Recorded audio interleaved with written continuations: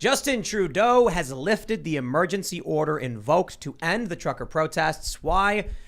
Everybody was yelling at them, and I think they realized it was really, really bad. They were going to be losing a lot of support. They'd lost a lot of support. When you even had individuals coming on this show who are more, mainstream personalities saying it's martial law, I think Trudeau realized maybe you made a big mistake. But it shows you how effective the Freedom Convoy protests are, that it forced their hand. Pulled the mask off.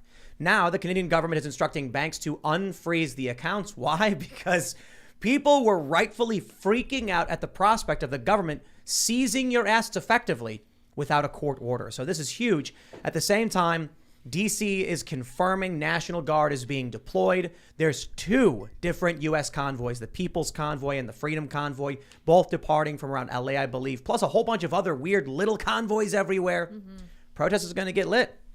We got one that's going to be heading to D.C. on the 1st for the State of the Union. National Guard will be deployed. Security fences are being set up. And then we've got another that's going to get into D.C. on the 5th. We'll see which one, we'll see how big these get. The People's Convoy already raised nearly $400,000. So this should get very, very interesting. Then we got some news on Ukraine. Get this. Joe Biden reissues the sanctions that Donald Trump had signed into place. Why he removed them, I have no idea. I think they're trying to appease Putin. It's clearly not working. So now they're backtracking, and that won't work either. So we're going to talk about all that stuff, plus much, much more. Joining us is we have 2 documentarians, Jorge and Sagnik. Do you guys want to introduce yourselves? Yeah, my name is Jorge Ventura, field reporter for the Daily Caller. I'm Sagnik, and I'm a producer for the Daily Caller. And you guys have seen it all. I mean, I don't know if were you underground, Sagnik, at the Kenosha stuff or no? I wasn't. No, but you were, right? Mm-hmm. Yeah, man. Yeah, we've seen it all, man, from the, the riots in 2020 to, the lockdowns on small businesses to the mental health aspect on teens. Even, basically start of 2021 was the border crisis. So we started seeing the human smuggling, human trafficking. And it just seems like right now under this administration, the news just never stops. Yeah, it's crazy, right? what are you guys working on now? So me and Sonic, actually, we just released last week. It's our new documentary.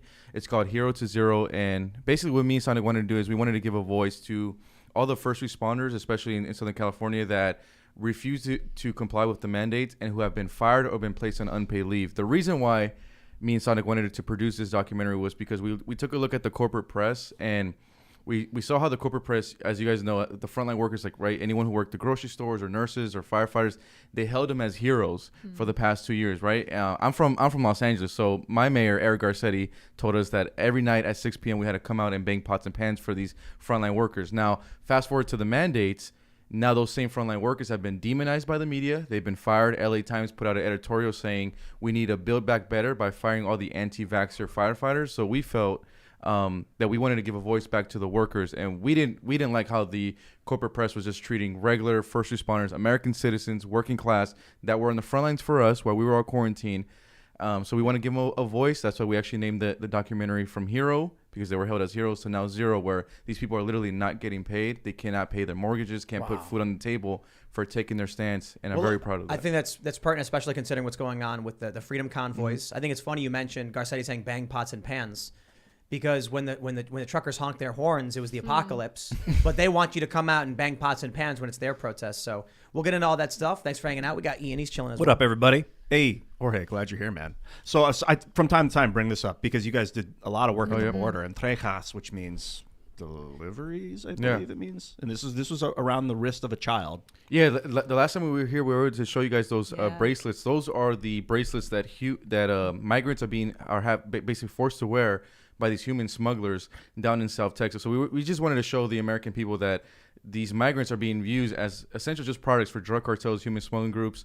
According to some reports that we got, human smugglers right now are making up to $14 million a day just off human smuggling. We're not even talking about the fentanyl that's coming into the country yet. We got immigration stories as well with what's going on. I mean, it's kind of crazy what's happening with Ukraine. A lot of people are upset because our own border isn't being protected. But we'll get into all that stuff. We got Liddy pressing all the buttons. I am also here in the corner pushing buttons. Very excited to have Jorge and Sagnik back. We always enjoy having them. They always bring the on-the-ground reporting from wherever they go, and we appreciate their presence. And we also, for some reason, there's a vagrant sitting in the back of the room. Oh, yeah. Look at this guy. Look at this. His beanie wearing. Can you see him? Yeah, we can see him. Wild pink T-shirt wearing. It's Richie McGinnis. Yeah, beanies. Richie McGinnis. Yeah. Yes, he is. No one can. Oh, here he brought comes. beer. Bring it. Oh, beer. here he comes. With There the you go. No Cody. comment. I'm a beer caddy, and I have the right to remain silent. That's true. He does. Richie McGinnis, ladies. we're and gonna- gentlemen. AKA Pleads Matthew, the fifth. Matthew McConaughey. Yeah. Came and Well, pled the he's fifth. trapped here though, so we got him in he the can't room. leave. Yeah. All right, everybody. Before we get started, we do have an amazing sponsor. It is BioTrust's Ageless Multicollagen. Just head to Stronger Bones in Life. You can get your Ageless Multicollagen 51% off. This stuff is essential for your joints, your hair, your skin, your nails. Now, today we were out skating, and if you guys watched the vlog, we set up a 6.5 foot tall, 20 feet long airbag landing so that we Yes. could be doing front flips and, well, not just any kind of crazy flips off this ramp. We were towing people on an electric motorbike. So naturally, as we're actually quite old to be doing something like this because we're in our 30s, we're going to need to make sure we supplement with this Ageless Multicollagen. I actually have some here in my fancy red drink I have every day. Go to strongerbonesinlife.com and you can get 51% off, a 60-day money-back guarantee, the healthy aging support of collagen in its ideal forms, 5 key types of collagen you need from 4 different sources. For every order today, BioTrust will donate a nutritious meal to a hungry child in your honor through their partnership with NoKidHungry.org. To date, BioTrust has provided over 5 million meals to hungry kids. Please help BioTrust hit their goal of 6 million meals this year. It is non-GMO and free of artificial colors, flavors, preservatives, and sweeteners, free of gluten, antibiotics, and RBGH and RBST, nearly no odor or taste. There's no clumping, unlike other supplements, and you'll get free shipping with every order. Free VIP live health and fitness coaching from BioTrust's team of expert nutrition and health coaches for life with every order. And their free e-report, the 14 foods for amazing skin with every order. Again, strongerbonesinlife.com. Special thank you to BioTrust for being a direct sponsor of the show, putting their name front and center so that everybody who hates us gets to see that we have awesome support from companies that like what we do and appreciate our viewers supporting their company as well. But don't forget, go to timcast.com, become a member. You can also support our work directly. We're going to have a special members-only segment coming up around 11 or so p.m. for all of our members. But as a member, you're keeping all of our journalists employed. We don't rely heavily on sponsorship for the most part. We do, for the website, rely on people being members. And we have a lot of members. You guys make it all possible. We're eternally grateful for that. So don't forget, smash that like button. One like is one honk. Subscribe to this channel. Share the show with your friends. Let's talk about this first big story. This is crazy. From Al Jazeera, Trudeau lifts emergency order invoked to end trucker protests. Amid criticism, the Canadian PM insists Emergencies Act was needed to quell anti-government blockades and occupation. Speaking to reporters on Wednesday afternoon, Trudeau said the Emergencies Act was necessary to help law enforcement agencies disperse large numbers of protesters who had descended on Ottawa. We get it, but it's not true. It's absolutely not true. They could have had a very small group of police officers, very small, walk up to the peaceful truckers and say, we're placing you under arrest for, obstructing a roadway, and that's it. We've seen them do this over and over again to climate change activists, to left-wing protesters. I understand Canada's a different country than the U.S., but come on, policing is very similar here and there. Instead, they pulled out the boot and they put it on people's necks. My opinion is that they wanted to make these emergency powers permanent. We already heard the Deputy Prime Minister in Canada say, we want this financial powers to be permanent because of cryptocurrencies and crowdfunding. And now all of a sudden, we're lifting the order. Why? I think the backlash was bad. They wanted to use the protest as an excuse to expand their powers. It didn't work. Well, I don't know what's going to happen next.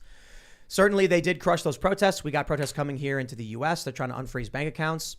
But I'll throw it to you guys. I mean, you guys have been on the ground for a lot of protests. I don't know if you guys were following what was happening with the truckers up in Canada or at, similar protests. But I'm curious what your thoughts are based on what you've seen on the ground versus what's displayed in the news. I think for me, the biggest takeaway was this is one of the biggest worker uprisings that we've ever seen in our history, where you actually have true, people in the middle class, working class actually uprising together. And it's not like a fringe left or fringe right. It's just a true working class coming together. Then you actually got to see the Canadian government, how they responded with just complete government overreach, using their security forces to beat up on protesters, to beat up on also members of the media. A lot of members of the Rebel News, which I'm really, truly grateful for Rebel News, because their journalists have been on the ground and just getting us these crucial videos of what's going on in Ottawa. And without them, I feel like we would be just kind of be, dependent on the corporate media. And then the way actually I look at Rebel News is actually I look at our DC Riot Squad in 2020, where it's like you kind of have these few on the ground reporters getting these kind of viral videos and showing you the truth. But I think one of the biggest takeaways from what's going on in Canada was that, governments all over have been completely silent when it comes to violence on peaceful protesters and also members of the media. I think one of the key takeaways that I've took away is that at least the president of El Salvador, Nayib Bukele, has come out and spoken out against this. And it's interesting to see, because for me, as well as, if these demonstrations were happening in Yemen or Afghanistan or anything like that, the U.S. government will be quickly, up in arms and telling us how we need to intervene. But since it's Canada, I mean, we've been completely silent on this issue. Didn't Canada issue a statement about Cuba recently, like during the protest? Did you see that? Yeah. Something like that, where they're like, people should have their free speech. Like, shut up. Nobody believes you. You know what's really fascinating about this, though? The craziest thing is for me to see, you mentioned this in the intro, that Garcetti is like, bang your pots and pans for the first responders. And I'm like, you mean be a public nuisance and keep people up at night? No. I don't really care about the pots and pans. What do they call that? They call it the casseroles protest. Casseroles, Yeah. I don't mind that. I don't care if people are banging pots and pans. I'll go and be like, woo, make some noise. But they complain about the truckers honking their horns. Now, I get it. I'll say it all the time. Different countries. But the same people in the U.S. who are supporting banging pots and pans and protesting with Black Lives Matter during a pandemic are condemning truckers for going out and protesting. Speaking of like protests, the trucker protest is like a perfect example of what a peaceful demonstration looks like. And the whole cause and effect is just to cause a disruption so that people in charge realize that we are essential to what you do and how the country works. And if we stop working, there's a huge problem. So you, as our ruler, are kind of responsible to take care of what our needs and demands is, because like you are in charge of us. Well, and we vote you guys in. I take my cues from Alexandria Ocasio-Cortez. She's a great leader. She's a thought leader for our generation, and she says that protests are supposed to make you uncomfortable. Correct. Yeah. And I say you're so right. Yes. You're so brilliant. I absolutely agree. And boy, but in all uncomfortable. Yeah. In all seriousness, so she is right. The problem is the protests she was defending were violent, riotous. And the ones we're defending are like people parking their trucks in the street and honking. I wonder if they would have had a better protest if they weren't honking, if they had just blocked traffic and sat there and stopped working. Because like you want to make people uncomfortable, but it's the kind of discomfort where like, if the truckers aren't there, we're going to suffer. Not the kind of discomfort where like it hurts because you're making so much noise. Stop. Because now most of those people in Ottawa wanted the truckers gone. They're downtown, though. It's not like they're going into suburbs and like residential neighborhoods. It's worse downtown because you have buildings with just densely packed citizens that are suffering, basically. It's not a residential area, though. I've seen video of people like in their high-rise recording from above. There are people who live there. I'm not saying nobody lives there, but it's not like they're going into a strictly residential neighborhood. They're going into like a business district in downtown. I understand the intent to disrupt and blockade and to I get that part, but the noise was really destructive, probably unnecessarily destructive. So American guys, you truckers, keep that in mind. They're looking for a reason to bust you. Don't give them one. Oh, everyone's posting ones in chat. No. All right. Honking, I think is brilliant. Me too. It's you're just honking your horn. You're making noise. These protesters go around with boom boxes. They go around screaming. They go around chanting. They bang drums nonstop. This is what protests have been doing for a really, really long time. To come out now and be like, but the truckers shouldn't. I'm like, look, we tolerate a certain degree of discomfort for nonviolent civil disobedience. And making noise can be annoying and frustrating, but it really does show you the complete BS that is the left-right paradigm. That when you are making noise in their city, how dare you? I'm going to go and enact emergency powers and freeze your banks. Yet they can go out and they can bang whatever they want, whenever they want for their cause. That when you're engaging in your protest on the steps of your state capitol building, they say, it's a super spreader event, these evil far right guys. And then they go up by the thousands during the same pandemic, and the nurses are clapping and cheering for them. I love that photo. Where the nurse is standing in front of the truck that says like no mandates or whatever, and they're like, hands on their hips. And then at the same time, you get a video of nurses clapping for Black Lives Matter. I'm like, dude, I'm not playing this stupid you get rules for thee but not for me game. If we tolerate banging from the left and pots and pans I got no issue with people honking their I wouldn't horns. tolerate it. Outside my house, if people were making noise 24/7, I wouldn't tolerate it. I'd make it stop. And if the law wasn't, well, there's lots of ways to do it. No, there isn't. Yeah. What One of would you them is do? call the cops. Right, and then Noise ordinances and stuff. We have them for a reason. So you support the emergency powers to crack down? No, on the and I think they could. The fact that they could do that and do it again tomorrow if they wanted to spin them up again is terrifying. And we should What, repeal spin the 'em up? Patriot Act. That they could use the And the NDA. Oh, right, There right. should I don't know. I mean, repeal for all me, that stuff. it's hard to fault the truckers at all. I mean, the honking's not a big deal. I guess for me, from my perspective, is just from being on the ground and seeing the Black Lives Matter protests in person. You know, you had folks in. I mean, there was that famous aerial shot in D.C. where it looked like every single building was on fire. Yep. You had people in D.C. in their high rises where they're filming videos, like actually cheer on the protest. And as soon as the protesters look at them, they'll like throw a rock through the window. So for me, it's like, you know, the honking I can't fault. Especially what we've seen on the ground here in the United States. And the thing is, the media that's demonizing the truckers, I mean, they're all in cities that were being wrecked by the Black Lives Matter protests in 2020. Yeah, so I may disagree with Ian about whether or not the trucker should have been honking, but I do think he has a salient point about the feds now keeping a very close eye on the truckers. Jack Posobiec also made the point recently. He said, I don't think that a convoy is the best way to get your point across. He said, I think that a general strike is a better way to do it. Yeah. And I think that's true because it is so decentralized, which is something we talk a lot about. I think something so decentralized would really drive the point home. Look at this video real This is quick. such a great video. Look at this Oh, video. my God, yeah. This Oh, is yeah, a I remember video this. from the Black Lives Matter insurrection in Washington, D.C. Look at the smoke everywhere. It's absolutely insane. I what would was never going forget that image. I remember No, that that image day always, that always sticks out. My to me. sister, she owns a wine bar downtown DC, and the day after this, she sent me photos of her glasses, and she has like plants outside the bar, and everything was shattered and stuff like that. And even if like I was to like step myself out of the bubble and be like, hey, is this dangerous, or are truckers blocking downtown and honking dangerous? I would rather, I don't know, I would choose the one where my sister's bar glasses got shattered. Right. We're gonna see this freedom convoy. There's two. There's the people. There's actually several. There's more than two. People's Convoy is going to be leaving. I think they left today. They left today from Adelanto, California, Yeah. which is in San Bernardino County. And they're planning on making it to D.C. by the 5th. Yeah. Yeah. But there's also the Freedom Small Convoy. ones, yeah. Yeah, this is crazy. And they're going to be there on the 1st. So I guess Correct, they're yeah. driving a lot more. So basically, starting March, there's going to be like a lot of truckers, a lot of people, basically all over the DMV area. Yeah, I'm Making excited. the same 'cause point in Canada. We live here. Oh boy. It's gonna be interesting. We're super close to Frederick, which is like the last. No, And it's not just that. Hagerstown. Now DC is again back to the green zone, which it was after Jan 6, which is Yeah. kind of makes me really sad because I've been living in DC for like 3 years now, and the city was all fine and dandy before, I don't know, like COVID. And after COVID happened and Jan 6 happened, the city turned into a green zone, and it was all Yup. sad and gloomy. And downtown, you can like hear like a needle drop. And it was kind of getting better, and starting, I don't know, like yesterday, it's again like getting locked up. And you National can't- Guard, it yeah. feels like a symbolic protest. This going to DC and setting up in the Capitol. Like it's more. It's not a functional protest. It doesn't actually do anything. You're wrong. It just wrong. it's wrong, like wrong. look at how big I am. It I'm sends a I'm bigger message, than though. you. It's- I control the world now, Well, and well, the all right. feds are going to be like, no, Let's- you let's- don't, let's- bro. let's- And I'm going to let's- show you how you don't. Let's address this. And first, I want to give us, we got a story here breaking down a little bit what we got. USA Today reports truck convoy nearing nation's capital. Pentagon okays use of National Guard. Vaccination drive stalls as Omicron fades. COVID updates.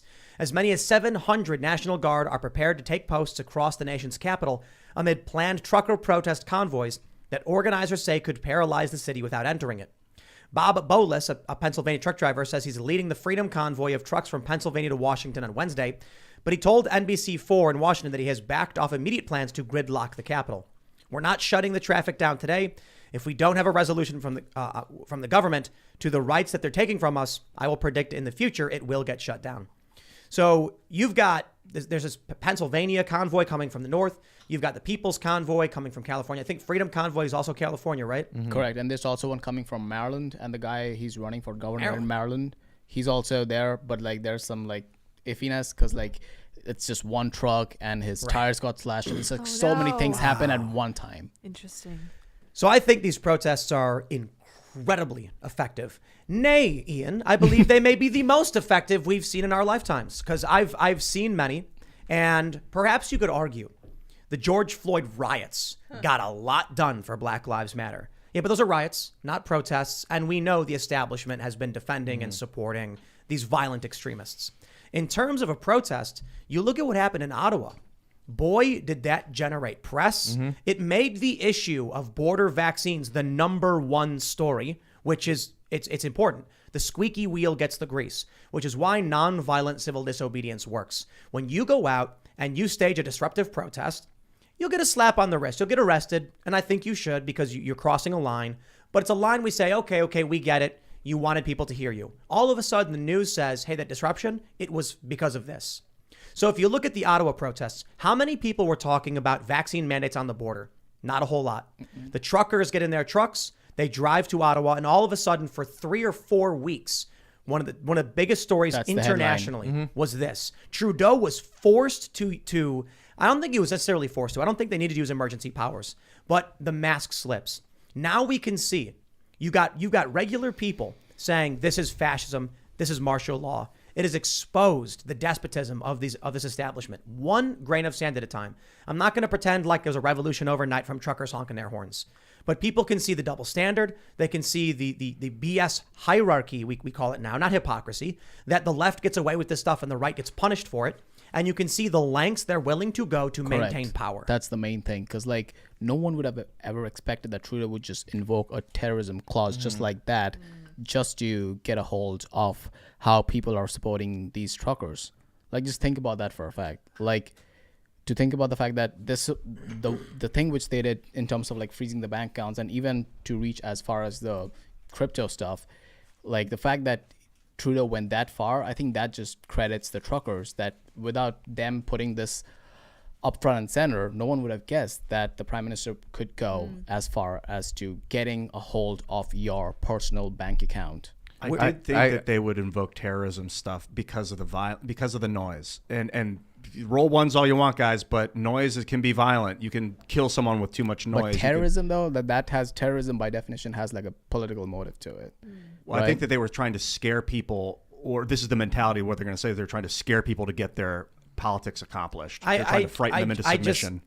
Ian, come on, man. They're honking their horns. I know, but this is I'm wargaming the scenario right now. A fascist dictatorship will use this argument and say, your honking is violent. You are aggressing on the people, and we're going to invoke whatever we need to stop it. And that is exactly why it was an effective protest. Because any sane, rational person is hearing that going, what? Yeah. Just honking. What are you talking about? But when you're there, I thought it was just honking until I watched a video of a guy that lives there, and it's like, okay, it's not just honking. Like it's a nonstop all day. I mean, it's going to be not comfortable. But I agree with Sonic's take, where I think what happened in Ottawa actually exposed the Canadian government, because I think we've all of us were like, hey, they wouldn't go that far. Then we saw the freezing of the bank accounts. Then we saw the videos of these police officers rolling up to these truckers and just busting out their windows. Then we saw the viral footage of that disabled woman trampled by the horse. So I think that was actually really effective in exposing the Canadian government, because we never knew that they could be that authoritarian. I mean, up to my knowledge. My concern is if you want to expose the American government and its fascist ways, okay, but if you hold a piece of meat out in front of a hungry wolf and it bites your hand, yeah, you exposed it for being the dumb idiot animal that it was. But what was the cost of the exposition? I don't need to sacrifice a bunch of truckers to prove that what do you mean, the fascist dictatorship has taken over our government 100 years ago. What do you mean by sacrifice? I don't want to see people go to solitary to try and just to prove that Biden's in the hand of Klaus Schwab or some, like the Federal Reserve. It's so fascist. This whole system, we don't need to hurt ourselves to prove this right now. We need to fix it. Fascistic, I think, is the better word. You know what I don't like about people saying communism and fascism is that they represent extremes. No, they represent 100 years ago when we had this rising ideologies in Europe. They were specific. Now we've got a lot of technology that has changed how it's being implemented. And when Trudeau and Biden and they use these authoritarian powers, it's like communifascism. It's weird. So there's a meme where they fold the political compass, authoritarian right, and left over. It's like whatever China is doing. Yeah. It's like, no, exactly. It's like a weird new thing.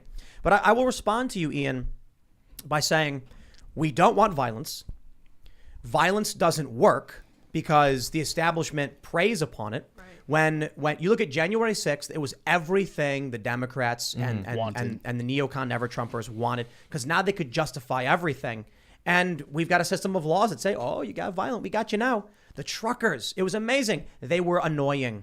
They were annoying. That was it. People were annoyed by them. A lot of people weren't annoyed by it. They were just like dancing in the street. They were having a good time. Well, what happens though is the powerful elites don't know how to deal with it because you're not doing anything. It's like going outside of someone's house and just protesting, yelling. It's like you're allowed to do it. Well, but the noise violations, you gotta be careful. Like I do support a bunch of a silent protest, which a bunch of trucks just stopped in the roads for miles would be. But Ian, you also have to think about the protesters. Like these truckers have been through so much, have been through all these crazy mandates, and now they're seeing that anytime they cross, into Canada, they're technically this like electronic QR code. For them, enough is enough, and I don't think honking is the worst thing in the world that they could do. It's not just that. Like as journalists, we focus on narrative, imagery, binaries. Like think about the imagery of the State of the Union going on, and God bless Biden's speechwriters because I don't know what he's going to talk about during that time. But State of the Union going on, and at the same time, all these truckers outside the Capitol just blocking everything. So that's like a optic. That's an optic. That's a binary in front of you right there. Whatever like Biden cooks up at that speech, I don't know what he will. But there are people who are just literally saying, "Stop this stuff. We need to go back to what it was." Can you imagine if like for the State of the Union, Joe Biden just comes out 100% honest, and he's like, "In my first year, my policies have driven massive inflation, high gas prices. We have a new war forming in Eastern Europe. Afghanistan was a mess. They chose me to be here in the first place. So we got a fentanyl crisis killing Americans left and right. Ukraine right there. So like, dude, I would love him if he did that. I agree. If he came out and actually was just like totally honest with everything, I'd respect it. Yeah, I'd be like, wow. Yeah, like I think that would actually. In some respect, make him one of the best presidents we've ever had for just coming out and laying bare everything he did wrong. I might be getting too old for this job too. I just need you guys to know that I'm not who I used to be. It's hard for me to talk. Yeah, like, I'm there with you, Joe. I want to go to bed. Yeah. Why am I here? Pudding. So I will respond. I will respond to your point, though, Ian. Those who make peaceful revolution impossible make violent revolution inevitable. Kennedy said that, and you fact checked that for me the other day. Yeah. And Gandhi. Yeah, and I mean, to be honest, the Gandhi protests. Yeah, but even Black Lives Matter, like if they like for example, this is an example. Let's just say they brought 100,000 people to the Capitol, nonviolent protests, peaceful demonstration. They actually would have got a lot more done. Yes. I mean, fast forward to this year, Black Lives Matter. I mean, to be honest, they really haven't got much done. The only people that have really benefited are the founders, like Patrisse Cullors, who are now richer than ever. Got deals with Levi, got deals with YouTube, got buying mansions in Malibu. But everyone else hasn't got anything from it. I mean, there's literally local groups all over the country, if you guys look it up, that are very angry with Black Lives Matter because they didn't do anything to actually fund their movement. We even have some people that some mothers and fathers speaking out who's had their son or daughter killed by police, who said, hey, Black Lives Matter came and all they did was just grift. Like literally they got rich and we didn't even see $1 back into the community. So even Black Lives Matter with their violent protests, even though the media was on their side, they technically didn't get anything accomplished. Yeah, and you got to understand, we're dealing with this like overarching culture war. Black Lives Matter had for a long time corporate support, institutionalized support, the vice president supporting, while they're burning down buildings and quite literally killing people. Aaron Danielson killed in Portland by an Antifa guy. You had the Antifa guy firebomb the ICE facility. You had 30 plus dead in the George Floyd riots, and they still receive institutional support. And then along come some truckers and they honk their horns and everybody loses their minds. And so I'm like, I can tolerate honking. And I think the fact it really is to me just so perfect to show regular people when they're like, my business was destroyed not last year, but the year before from the George Floyd riots. Why are you complaining to me and using emergency powers over some guy honking his horn? It's a slap in the face to the average person whose lives were destroyed. That you're going to have someone come out and they're going to be like, noise is violence, so we're going to crush you and freeze your banks.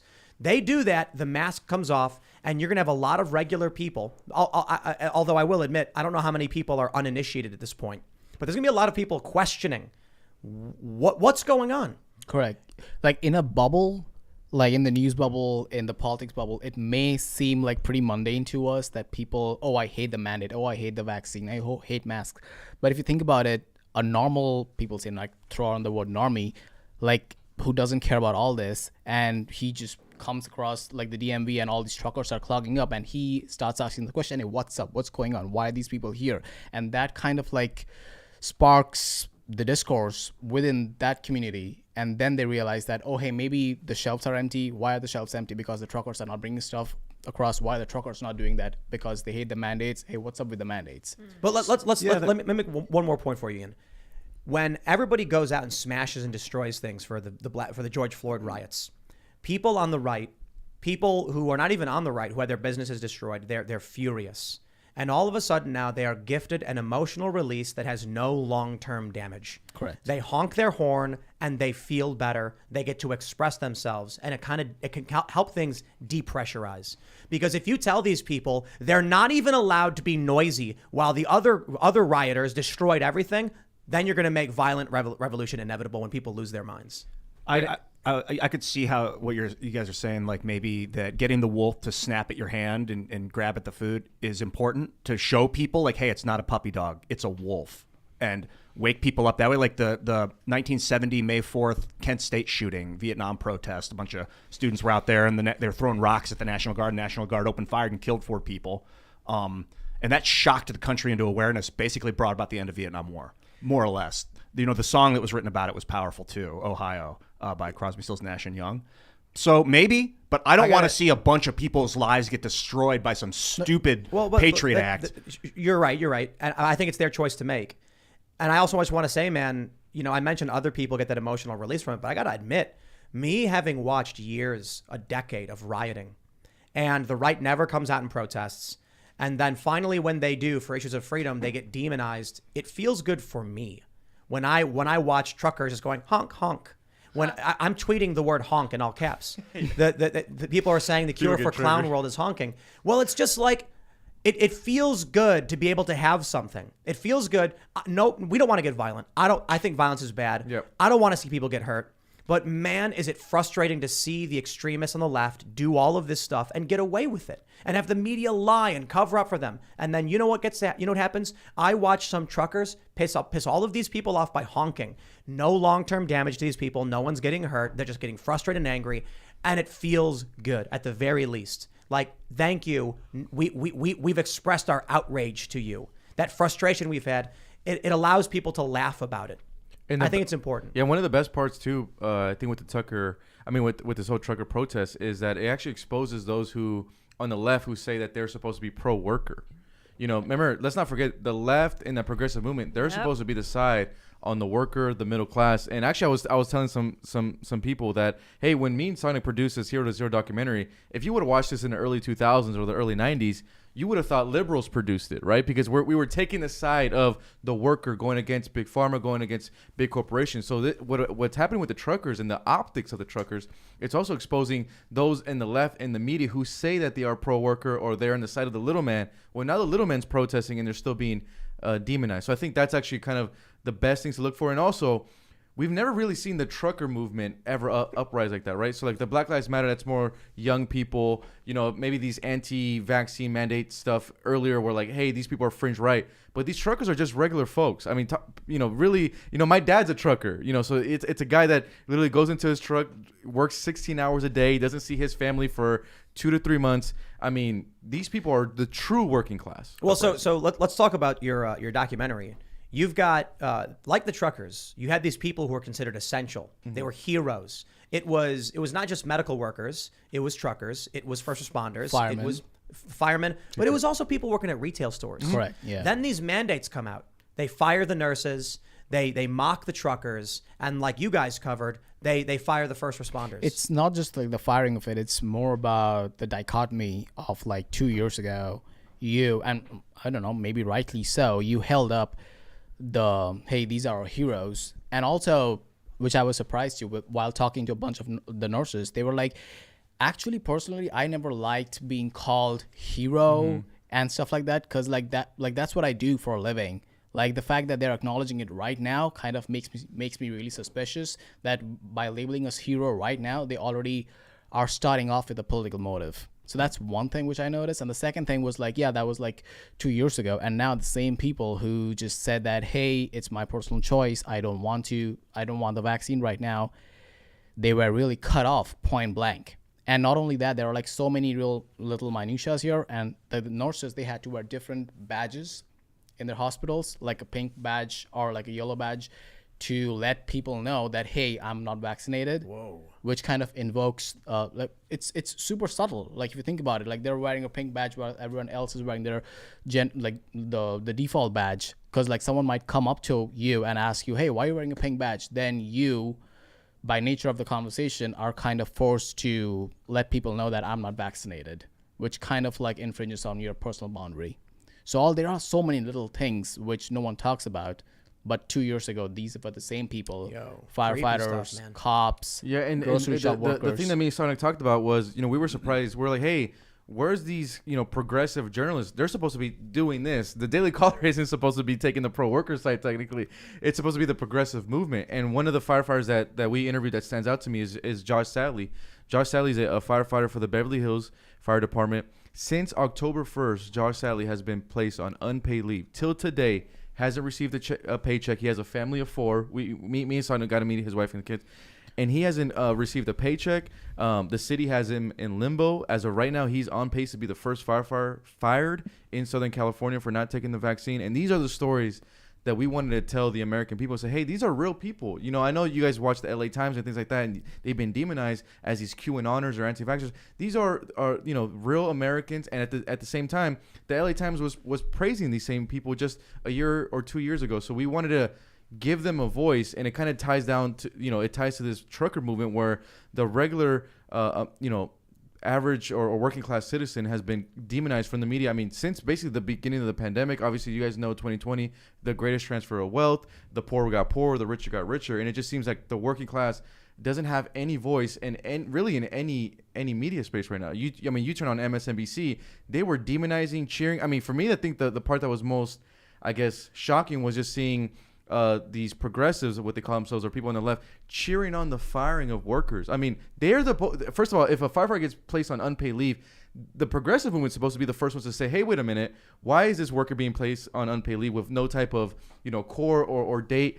So it's, for me, that's been the most shocking part, how no one wants to give first responders a voice. And I highly encourage anyone in the audience, please watch the documentary. It's called Hero to Zero. We have our own website for it, so it's herotozerodoc.com. Like that, we could avoid any time of YouTube censoring. Please share these stories because, like this, we can at least combat that mainstream narrative. I was thinking about how it's challenging for blue-collar workers to have a voice, it seems like, in society. And it's almost like it's built that way because if a blue-collar worker starts a YouTube channel and starts getting notoriety, all of a sudden they're white-collar. They're making money off their YouTube channel, and they don't need to do their other job anymore. And so, like, it seems like the nature of giving a voice to anyone makes them white collar. Well, the thing is too, Ian, is 90% of the media is owned by these 6 large corporations. So anytime you even want to start to tell real stories about Americans, I mean, those journalists get cut off really quick. They say, hey, wait a minute, we don't want you telling that story. We want you to fall right back in line and do this. And the thing is, the problem with media in DC and New York is these folks are stuck in their own media bubbles. I mean, a lot of these journalists that live in Washington D.C., they don't know anyone who lost a business during the shutdowns. They don't know anyone's kids who fell under the depression or suicidal under school shutdown. So they can never relate to an average American. I think that's been my biggest takeaway. Yeah, I can attest to that personally. I live in DC. I'm in the quote-unquote journalism bubble, politics. Like, I usually hang around in the Capitol Hill area, downtown area, but I live in DC. But if and only when I travel for work or for documentary purposes and I go to all these places where all these working class people live, it's also so apparent to me that these people it's so bizarre to me. It looks completely different. Take a look at this story from 2018. It's from GeekWire. Clash at Amazon HQ. Construction workers shout down council members over plan attacks big business. I love this because these construction workers are the actual working class. Mm-hmm. Correct. They have they're laborers. They do work. They build. They maintain the infrastructure. These are the people who make the machine, run on time. And the people protesting Amazon are leftist, bourgeois, intelligentsia, acting like they're the working class. And this is what I think you guys, what you're working on, it really exposes this documentary.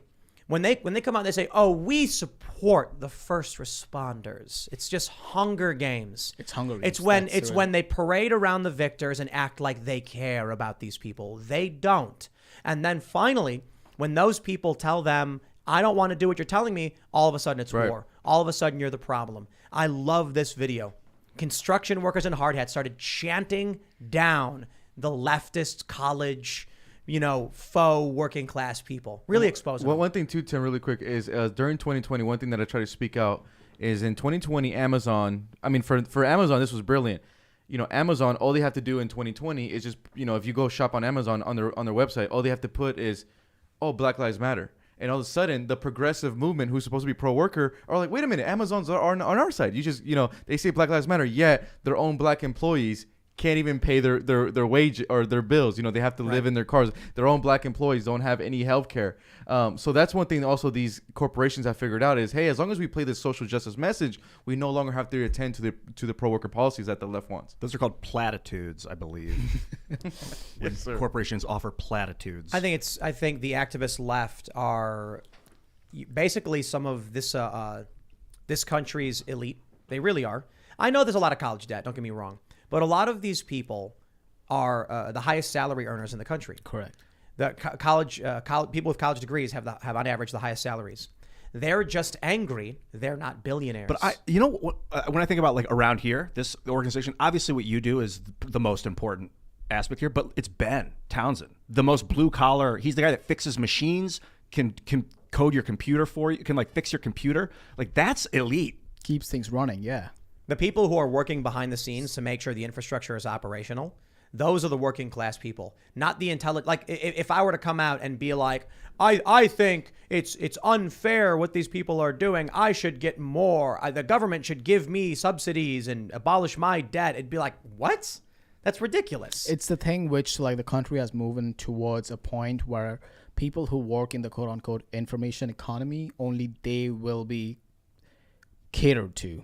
Like if you work with your hands and stuff like that, you are not part of the conversation. Like being like the whole trucker protest will never be as cool as Black Lives Matter is. Like people will not put Black Lives Matter. People will not put, the trucker symbol as their profile photos as they put Black Lives Matter. There's not going to be a Freedom Trucker Plaza in D.C. Correct. They're not going to spray Freedom Convoy on the ground. Maybe in 80 years, but Could you imagine? I just want you to imagine something real quick. I want you to imagine being a BuzzFeed employee, getting paid $50,000 or $60,000 a year to write listicles, and then go, I'm oppressed.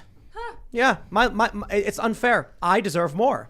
Meanwhile, I just, what's funny is because for me, where I grew up, the way I've lived my life, the people I met, I was never surrounded by these ivory tower elites of New York City.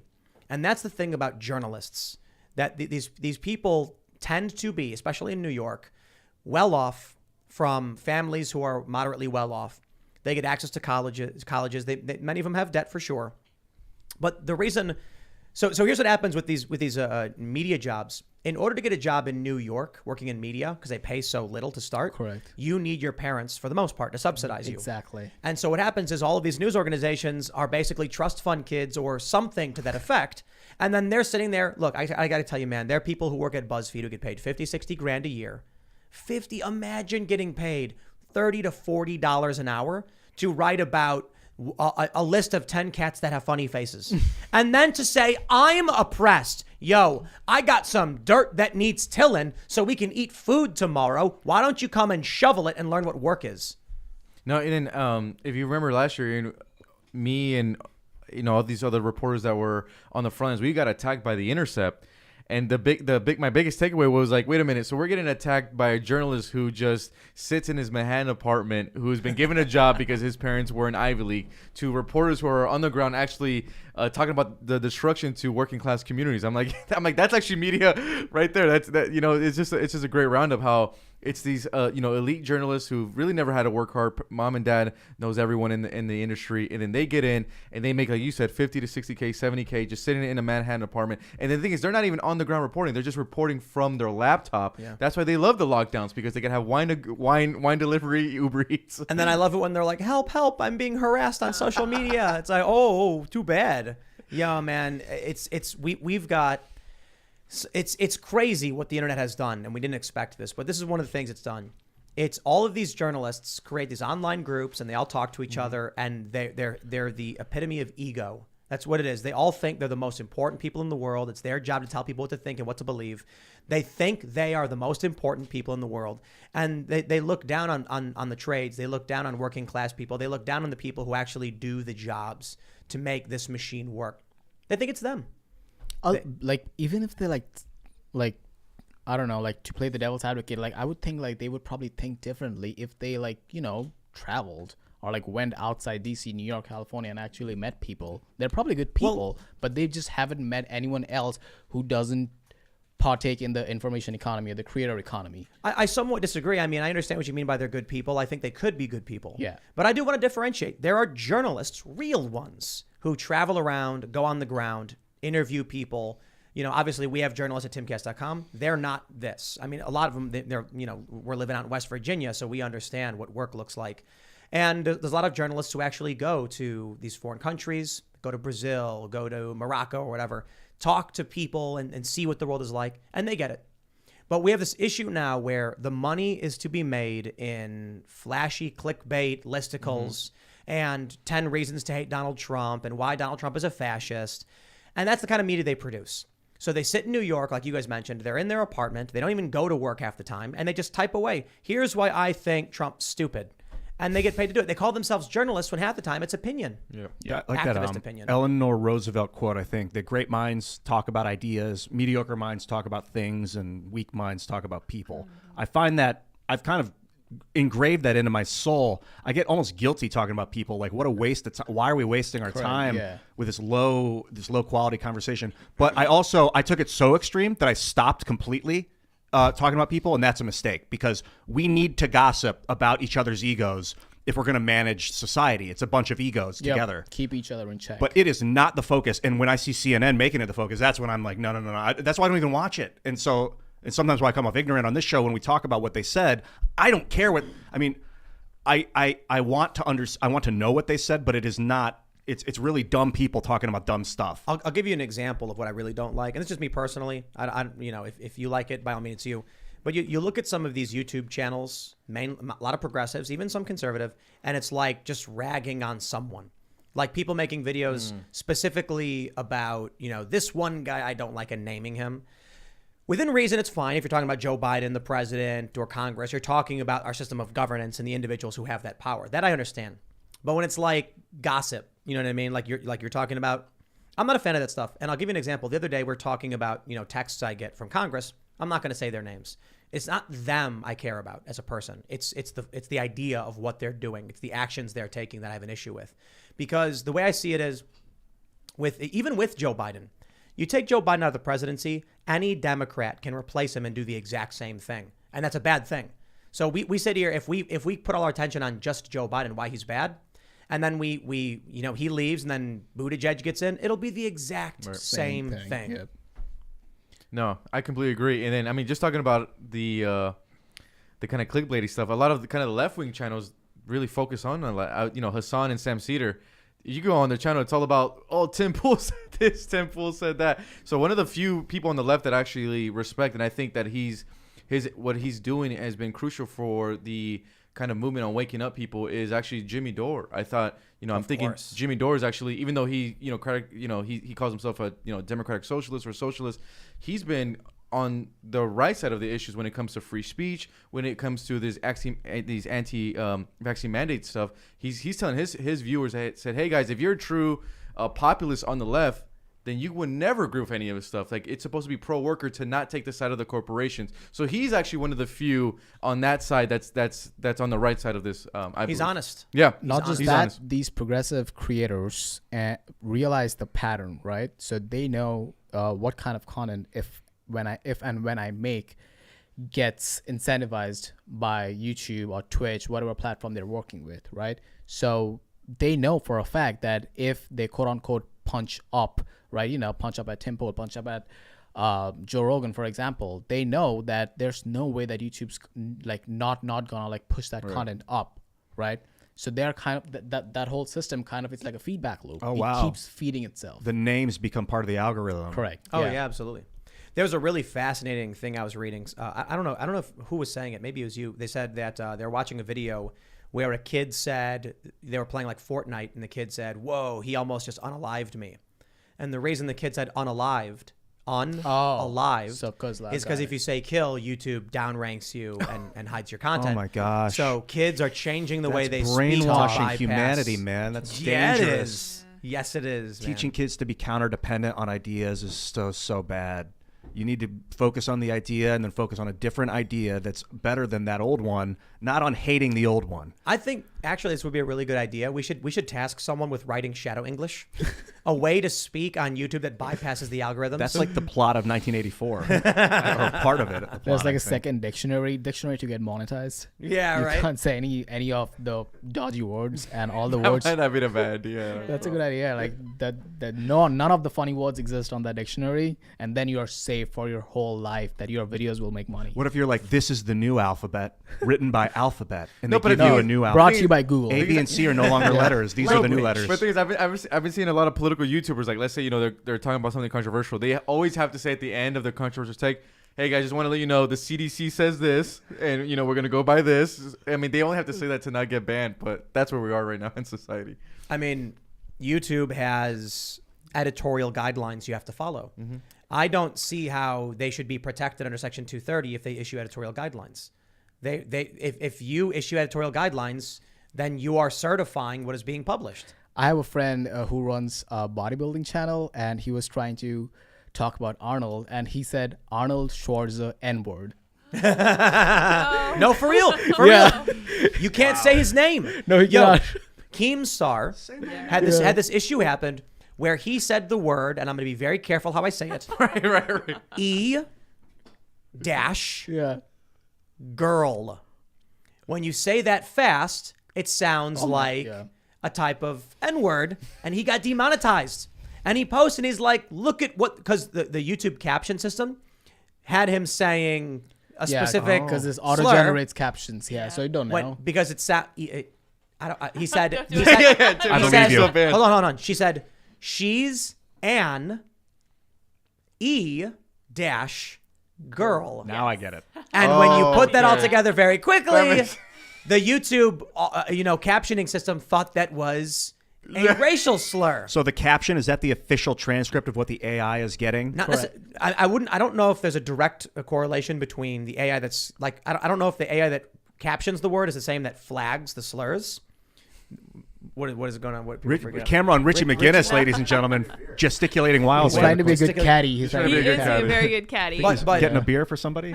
I think if one recognizes the word, the other, whether there's a different one or not, that's I would it. imagine it would flag it to the Right. other program if there's. If there is another program, it might be the same one. Yeah, another big thing too was on January 6th, you had kind of some left-wing media groups like Status Quo, where all they did was actually just live stream what happened on J6. Like literally no commentary, no opinion, like literally just video.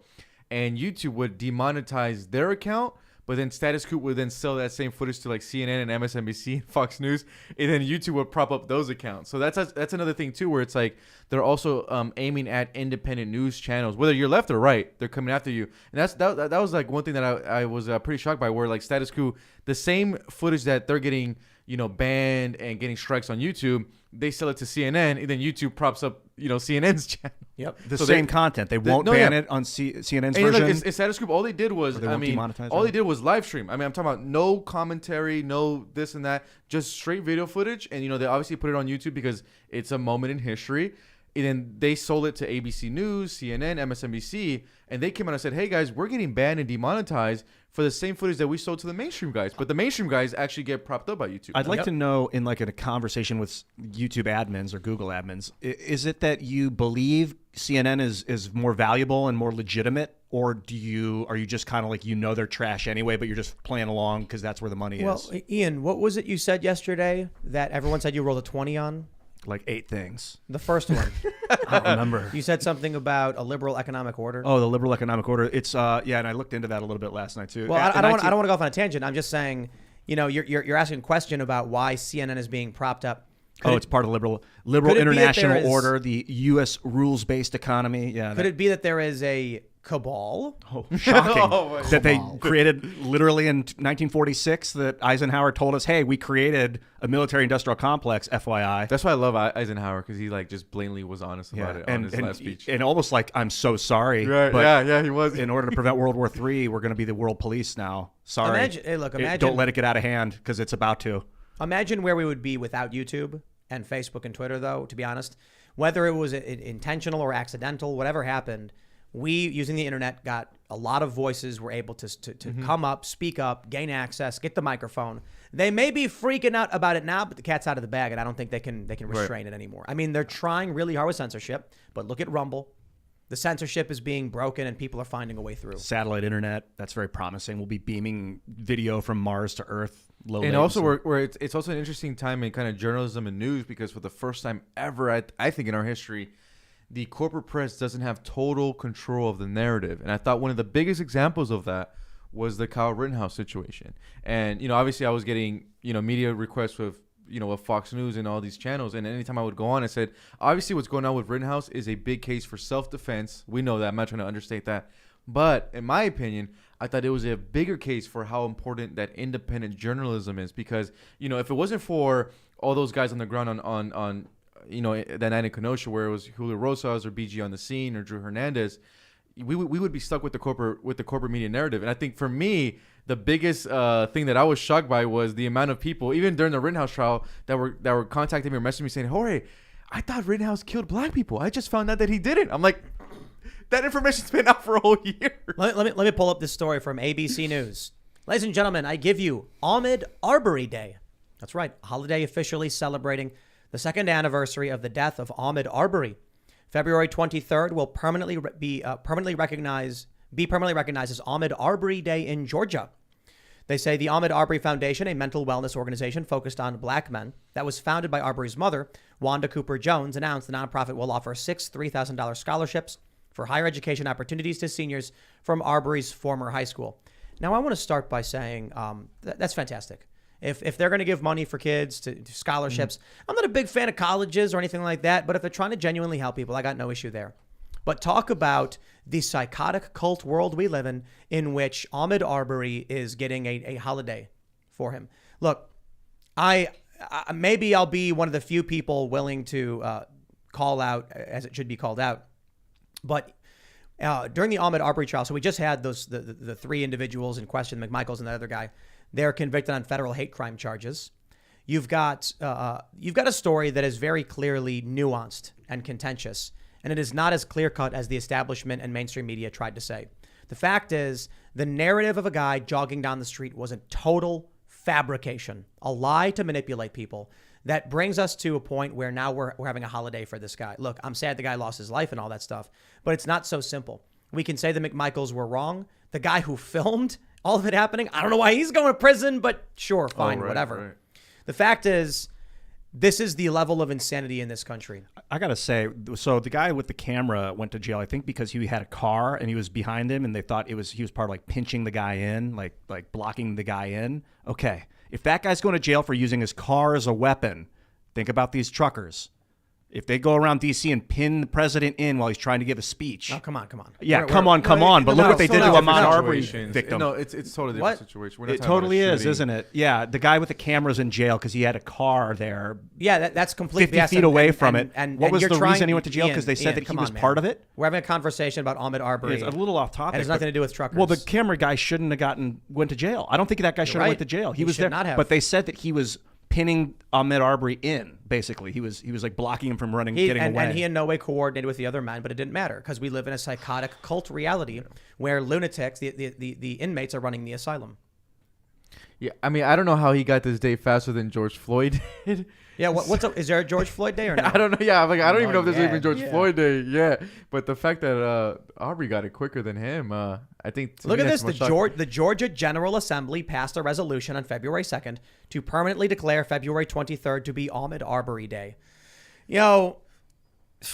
I don't know. Look, man, I'm all about justice. I don't like racists. If a group of guys are chasing down a dude who's jogging because he's black, I want to see justice. If they kill him, lock those people up. You go to prison for that. But that's not what happened. The media lied about everything. And you know what's funny is conservatives, many of them, not all of them, but a lot of them are complicit in pushing this narrative. And it's fascinating. We've heard it before, but I genuinely think a lot of Republicans, they try and act like they oppose the Democrats, but they're so worried about not being, they're so worried about what the left thinks of them. Stepping out, yeah. Yeah, so, I mean, we see Fox News, we saw even, Tulsi Gabbard, I guess she's a progressive, but all of these people are coming out being like, see, what happened here in Georgia was right. And I'm like, what? How are you going to come out and be like, what happened to Kyle Rittenhouse was wrong and the media lied, and now believe the media on this story when it was just patently false? What happened? The story is, I'll simplify it for you. A string of robberies in a neighborhood. Gun gets stolen. Police go door to door saying, this is the guy, with an image of him. He's seen on security camera footage entering someone's house. The prosecutor said that makes him a felony burglary suspect. Under Georgia law, you can citizens arrest someone without probable cause, or with only probable cause, without actually witnessing it, if they're committing a felony. Based on the judge's jury instruction, he said, I don't know, you figure it out. And so the jury decided to go the other way and say they needed to be witnesses. That's the nuance here as per why these guys got convicted. Were the jury instructions correct? But the story about a guy jogging down the street, complete lie. And now the Georgia General Assembly is giving this dude a statewide holiday. Didn't the guy, whatever, man. Wasn't the guy wearing work boots? Yeah, something like that. Wearing work boots. They said he was jogging. I mean, come on. You know what it is? It's that. Literally ABC says he was killed while jogging in Right. this same article. But there is several witnesses that came out and spoke on record that they suspected that it was a mock because they've already kind of seen some of the previous behavior leading up to that moment. That it was a what? That they believe that it was Aubrey doing some of the trespassing, according to some of the neighbors. It was burglary. Burglary. So I made this mistake, and we had a lawyer on. We had, I think it was Andrew Branca, as well as another lawyer. I can't remember. Who did we have on with Branca? With someone else? Anyway, Cash Patel? was it Cash? Right. Yeah. And he was, yes, and he was a prosecutor. So I said trespassing, and they said he wasn't a trespassing suspect. When you enter someone's, so I'll tell you guys what we're dealing with. We had a guy drive past 2 no trespassing signs up a 1,000-foot driveway and then enter our house. That is, I think it's, 4th degree burglary? That's it. Wow, okay. When you break a barrier, when you cross a barrier, it's burglary, at least in Maryland. So when they're saying this guy was trespassing, no. Trespassing is if he stepped on the grass and a sign said no trespassing. Then they can be like, you knew there's a sign there, you shouldn't have done it. By entering the building, it was now felony burglary.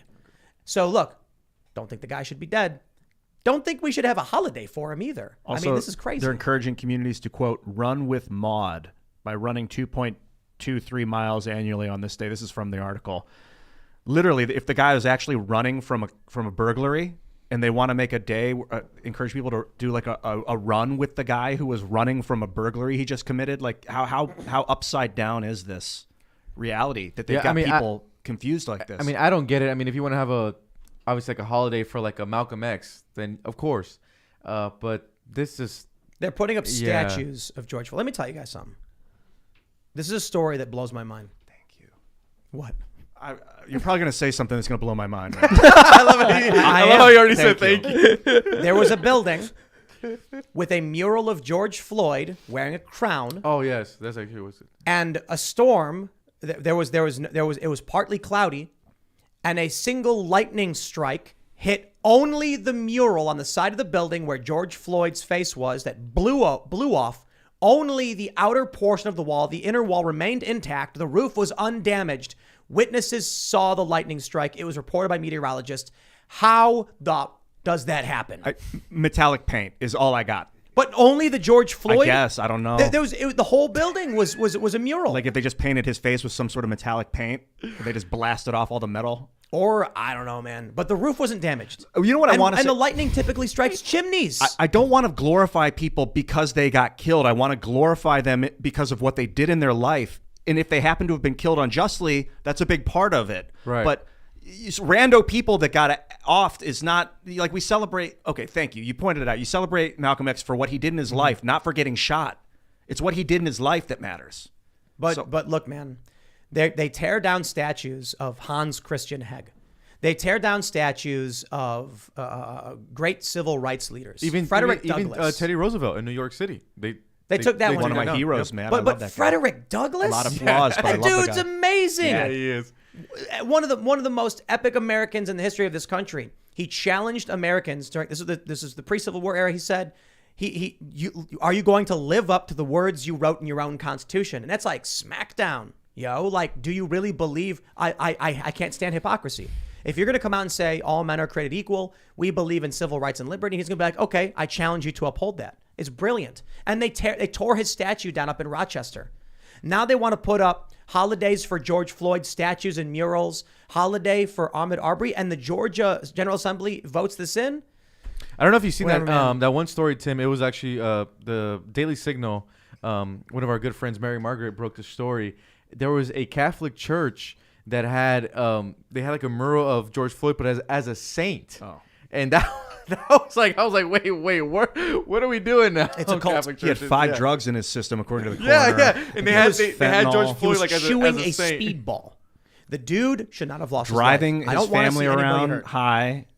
Like, come on, the guy was behind the wheel of a car, high as hell. Let's wanna Like, celebrate. all this movement to like name a day after Ahmaud or putting sane before George Floyd. This just takes whatever you think of the cases in this case, just takes the nuance out of the discussion. Like 5 years from now, 10 years from now, when you look at a statue of George Floyd or realize that today is Ahmaud Arbery Day, then you probably by default start thinking that they probably must have done something like good in their life. Right? Yeah, gee, Right. or maybe they didn't, and you're like, I want to be a saint. How wanna can be- I become yeah, a saint? I want to be like that guy. So what it does, it just whitewashes the whole incident, or just again like removes any sort of like gray area from the discussion. Like these were good people who were killed unjustly. That's it. Let's play a game. Trayvon Martin's story, initially reported. Boy, Lies. In fact, I can't remember which media outlet it was. They actually edited the 911 call from George Zimmerman to make it seem like he was racist. You remember that? Yeah.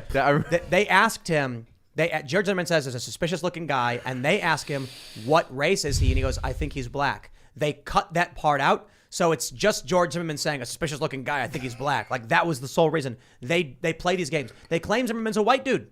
He's Hispanic. Latino. He's Latino. Then you've got, let's see, Michael Brown, hands up, don't shoot. Not true. Right? What else do we have? We have obviously Ahmaud Arbery. He was just jogging. Not true. George Floyd. Not true. Not true. Police footage gets released. Breonna Taylor. Breonna Taylor. Not Yep. true. None of it is true. These people are evil. They are liars. They are trying to manipulate you to take power. They do these things because it is part of their psychotic culture revolution. Look, we can look at it like a zombie horde, an aimless horde of people who are doing random things for no reason. That may be the case. But if that is the case, then there is a chaotic malignancy growing in this country that is gutting it and destroying it. Yeah, people. We have traditions for heroes like Frederick Douglass and Harriet Tubman, who did amazing things that we are all proud of and brag about. We had people going out like Harriet Tubman was like apparently like a badass. She had a gun and she was like super like well trained with how to shoot and everything like that, leading people to freedom. And we're like, that's what we care about. We care about freedom. Frederick Douglass, as I already explained.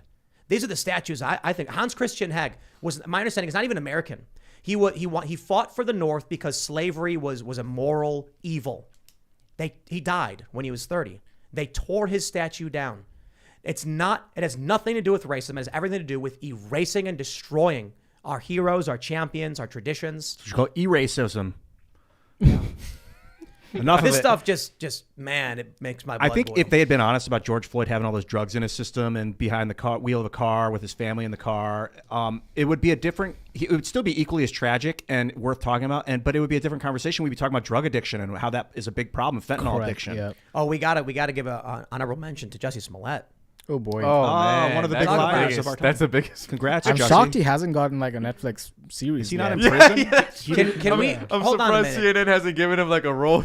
How come no one's Commentator. done? How come no one's made a Jussie Smollett story? Have they done assuming the story's real, and then dramatizing the incident in question and making a how they're doing the Fresh Prince of Bel-Air Yeah. drama. Oh, I heard That's so ridiculous. But The Smollett thing was like embarrassing on multiple levels to like even for them to like sugarcoat it. I know. I just think it was. Can we fund this? Can we do like like a satire out of it? Yeah. No, totally legit dramatization of his story, like as if it actually happened, frame by frame, like him getting out of the subway and the guys pulling up. You might need to change the names, and then I think you'd be okay. Juicy J-Dog. Juicy Smoulier. J-Dog. Yeah. We'll call him this guy J-Dog. J-Dog. Yeah.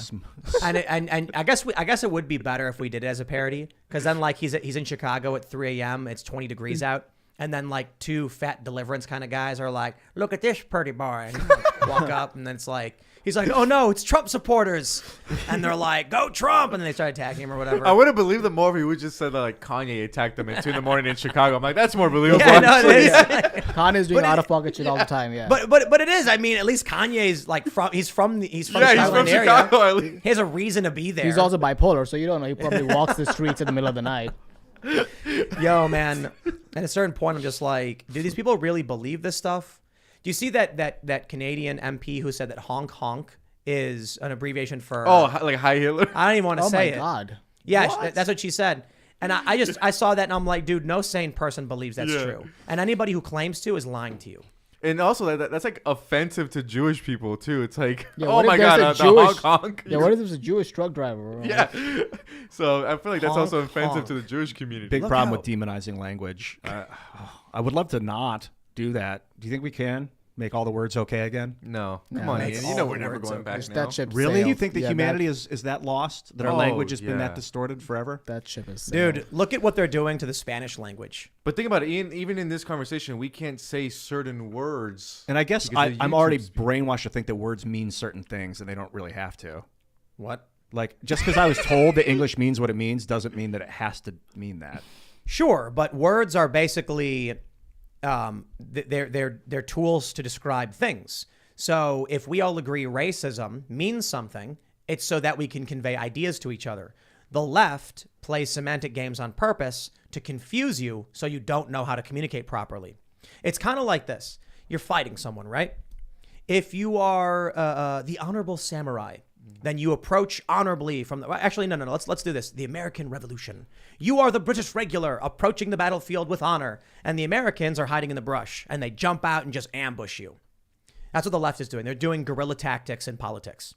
They are trying to make sure you are confused and tripped up and don't know how to engage. And it seems almost random. Like one day a new word will have some other connotation or be associated with. Like, Or my favorite is Didn't see that. Wimixin. Oh boy. Yeah, you remember this? That's They new for me. changed women with an E to an X, and they said it was inclusive. How do you even say that out loud? What'd you say? Wimixin. Women Nixon? No, it's Wim, W-O-M, Yeah. accent. So Wimixin. Oh, Wimixin. Confusing as hell. So you could say woman, or you can say Wimixin. They also said you could say Wiminx, which makes no sense because it would be Wims. so funny. Wimskin. Wimixin. Could you imagine being a guy at a bar and you just walk up to a girl like, "You are the finest woman Nixon I've seen in Wimixin. here." like, Yeah. you are speaking my Wimixin. language. But so check it out. Imagine you're fighting someone, right? Here's what we're doing in this political battle. We're approaching right up front. We're walking right up to them and saying, "Here's my argument." And then all of a sudden, some guy jumps out from behind us with a bolas and throws it and tangles up our feet, and we fall down, and they run away laughing. They're playing these games. Remember when the Brett Weinstein thing happened up in it was Seattle or Evergreen College? Evergreen. College, yeah. Just outside of Seattle, I think it was, right? And when the administrators were trying to talk, one of the students goes, "Don't wave your hands at us, it's racist." So he stops, and then they all start laughing at him. They're not serious people. They're playing a power game. And so they'll say, Latinx, Latinx or whatever. Like, no, like, was it 3% of Spanish people identify Yeah. with using those terms? That's- using those words? What does it even mean?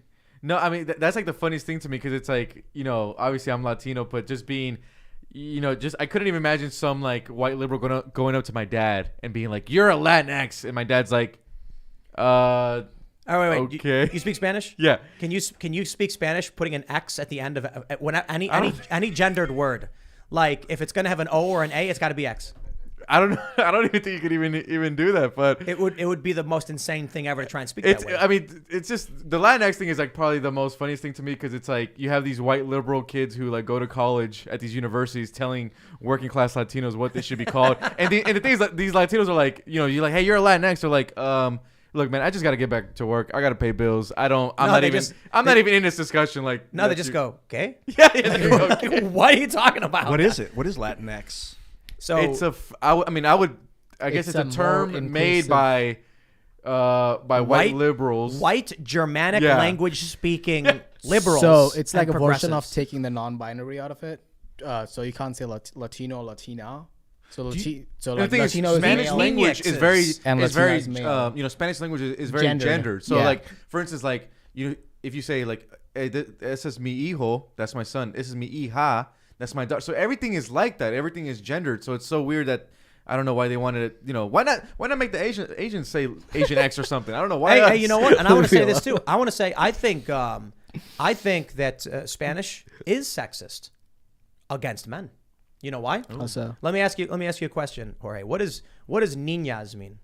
It's girls, Like little girls. Yeah. Like children. Yep. Okay. What does niños mean? like little boys. Or Niños. yeah. Oh, I see where you're going. What else could it mean? It could also be kids. So You could also be like, hey, these are those niños. So you could be like, oh, these are kids. So let me ask you. Like all What- girls. If there was a group of 10 boys and 10 girls all playing, how would you describe that? Niños? Niños. So hold on a minute. You mean to tell me that in the Spanish language, girls get their own special words and can use the masculine as well?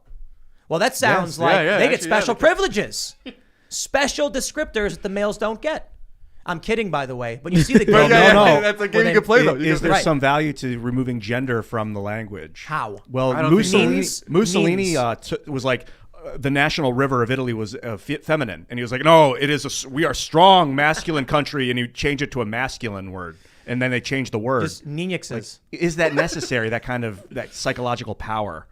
In Arabic, they actually changed the language when they talk to a girl. They use different words for women. I didn't know that. Yeah. Me gotix bocus.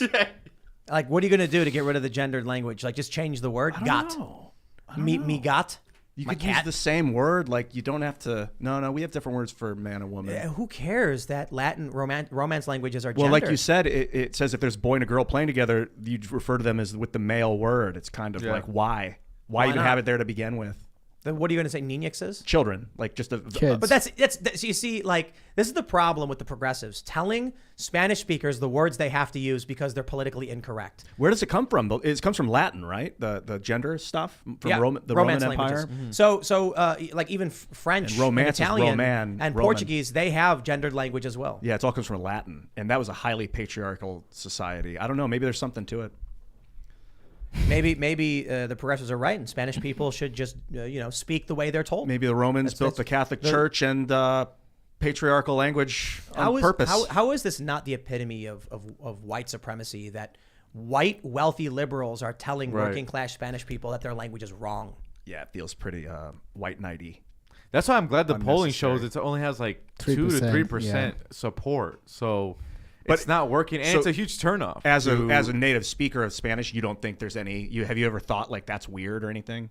I mean, to me, it's completely normal. I think. I mean, like I said, I've been raised like that. It's a completely normal thing. Yeah, I mean, that's to me. Like I said, the Latinx.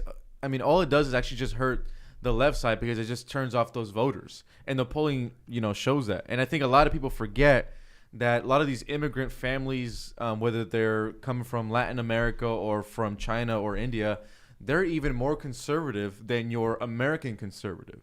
So when you push this type of language, it's a huge turnoff. And then all of a sudden, those same parents are like, wait a minute, this is a little weird. And then they put their kids in public school, and then now they see that their kids are being taught, transgenderism and kind of sexual education. It's a huge turnoff. And that one thing that me and Sagnik kind of investigated a little bit last year was all that sexual education or Latinx and stuff like that actually led to the Republican win in Virginia for Glenn Youngkin and that parent uprising. I think if you watch mainstream media, you would have thought like, oh man, all those parents in Loudoun County are white supremacist parents. The majority of them are like Salvadorian and Indian parents who are like, we don't want this. It looks like Jersey up there. Yeah. Like, Well, do you guys remember? I think it was in Birmingham in the UK. A bunch of devout Muslims came out to right. protest the schools Correct. because the schools were doing LGBTQ curriculum. And that created a really weird conflict because then all of a sudden you had these LGBT activists coming out walking up to niqab wearing women and being like, we're doing this for you. Yeah, it's and they're fine. like, we hate you. Yeah. Stop this. And it's just like, I don't. I've been to Birmingham, and it's the funny thing, like when you walk the streets, there are like particular areas where you can tell that Bangladeshi people or like Muslim people live here, and they live their own lives. They don't want to be bothered. They have their own little small mom and pop shops, and they send their kids to the same public school where the rest of the Birmingham people go, and they just want to be left alone, right? And up comes and like in UK, public education is completely different than the States insofar as that thinking of like LGBT stuff and thinking about, you know, race stuff is so part of their curriculum, right, from the get-go. So, but these people are not used to that. So when you try to teach a Bangladeshi second generation kid that, hey, you got to use this language, hey, you can't say that thing, hey, there is no boy and girl, and he comes back and tells his parents, it's just like a whole different environment.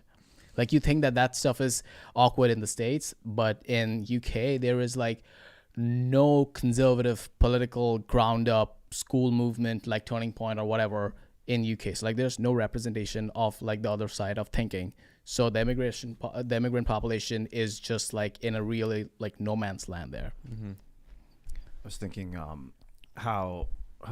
this thought has a bit escaped me. I was thinking, firstly, odd that the British Empire is not pushing back against this stuff. I would like to see them. No, do that. it's their policy. It is And legit why? their policy. Why is correct. it their policy? But like that, what's happening? Maybe a lot of these activists, the people that are pushing these things, are childless people trying to parent other humans, because like when you're an adult, you're like, your kid starts crying, I know you're sad, I know you're upset, but I'm doing this for your own good. And they may actually be doing that because you're taming a wild one. Yeah. You're basically like, you can't eat all the sugar, I know it's sad, I know it sucks, but trust me. So these people are doing it for the other people. I know it's not the language you're used to, but trust me, it's for your own good. Like, have some kids, gain some humility. Well, why Stop don't trying to you- control people. I was thinking about this, like, why don't you just let the kid eat the tube of cookie dough?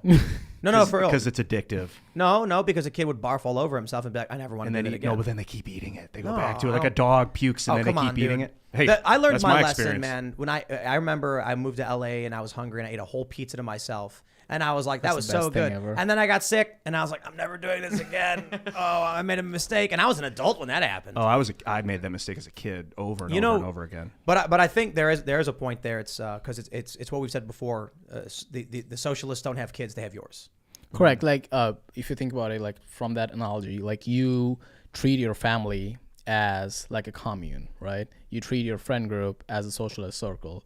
The wider you go, the more right-wing thing you go. Like, you treat the country as like, you want to get the best out of people, so you want there needs to be like a capitalist structure. But for someone who doesn't have a kid or family or friends for that matter, they want to enforce their control over the next immediate group of people that they see, and in this case, that's the rest of the citizen of the country. Yeah, it's probably naturally satisfying to have a little bit of communism, a little bit of socialism. A Correct. little bit of Yeah, like, capitalism. because you have a right side of your brain and a left side of your brain. You need that balance just to be a functioning human being, and you use the left way of thinking for the people who you actually care about or you have something to share with, like the people from your same religious circle or your friends or your family. But the people who you do not know, like strangers, you just want the best out of each other. So you think of them like, hey, let's be symbiotic, and you get the best out of me and I get the best out of you, and there's money involved. So there there comes like a capitalist way of thinking. But if you don't have any kids, family, or like a religious circle, you don't have anyone to use that left way of thinking on. So you subject that on the rest of the people. Have you guys seen those groomer bills? They haven't. I think it's Florida banned them. Yeah. It was like, the schools wanted to like, groom children into various ideas or whatever. I'm saying that very specifically. I'm using the phrase groomer on purpose because what the left is really effective at is propaganda. And what they're saying is they're calling it "Don't Say Gay." Oh, yeah, I heard about. Right. You've heard of that. Wait, I don't know that. What's that? So it's just their bill saying that schools shouldn't be having like sex ed for kids as part of the curriculum. It should be something special or not in the schools at all. It should be something the parents decide. And that's, my attitude on it is like, yeah, I don't know. The parents should figure out if they want to talk to their kids about this stuff. So the left has very, they're good at this stuff. They call it the "Don't Say Gay." So that's clearly not what the bill is. But now all of a sudden, that's what the left is putting out there. And when I say groomer bill, you guys are like, huh, what's that? It's because the right is ineffective at messaging. Correct. They don't have any of that stuff. But in these schools, indoctrination is the key to what the left is doing.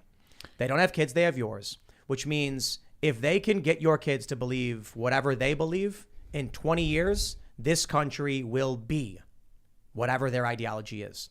It's starting with millennials.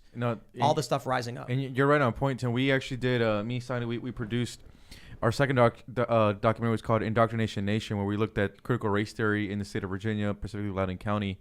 One of the things that I was shocked about was that these kids would be like 12 years old, and they'll go to the library, and their librarian would tell them, hey, you should read this book. It's called Rick. And Rick will be a story about a girl who then transitioned into a boy. And all this is happening without the parents' knowledge. Yeah. It wasn't until those kids come actually home and say, hey, Mom, this is what I learned. And then, the parents look at it like, wait, what? So it's a little bit of actually that. It's that indoctrination at a very young age. And it's doing behind the parents' back. Also, in my home state of California, we had a state assembly member by the name of Scott Wiener, who actually is introducing a bill which actually might pass, which is scary, a bill that's going to lower the age of vaccination consent down from the age of 18 down to 12 years old. So could you imagine that if you're a 12-year-old or 13-year-old, if your mom says you can't get vaccinated, or, because obviously she's your parent, but now you could finally go behind your parents' back and still do this and give more power to the state. Look, I got to say, I blame a lot of the parents, 100%. I can't tell you how many stories I've heard where it's like, I sent my daughter to college and now she hates me. And it's like, why would you do that? Why would you not pay attention to what you were doing to your children? Look, I get it, man. These cult weirdos are the problem. But I got to say to parents out there, you didn't look into the school. Right. You didn't go and visit. You didn't ask about the curriculum. You didn't check in on what other people who are going to the school are doing and what they're planning and what's happened to their lives. You're not doing any research. It's crazy to me how many parents are like, I just put my kid in school and forget about it. And then when their kid comes back and they're like, I can't believe you're learning this. Did you not take any active role in what's happening to your kids? That version of, for lack of a better word, helicopter parenting is kind of a privilege if you think about it, right? So if there's wait, helicopter parenting? It's like, for lack of a better word, I said, like, well, I'm not talking about parents like micromanaging their kids' lives. I'm talking about their parents knowing about the college they're sending their kids to instead of being like, I signed the paper, bye. It's like, shouldn't you be like, I looked into these schools. Here's what I think is best. Good luck to you. That's fair. But what I'm trying to say is, like, that's not possible for, a family who's just trying to get by, or like a single mom who's working a job already and who's just sending their kid to public school expecting that everything's going to be an autopilot. Like, that's not possible for her. And where did this idea come from? Because it's a new idea that you could use schools as a daycare center and you weren't responsible for what, I thought the schools, the government I thought the government's institutionalized learning facilities was going to teach my kid to be responsible adults who got good jobs.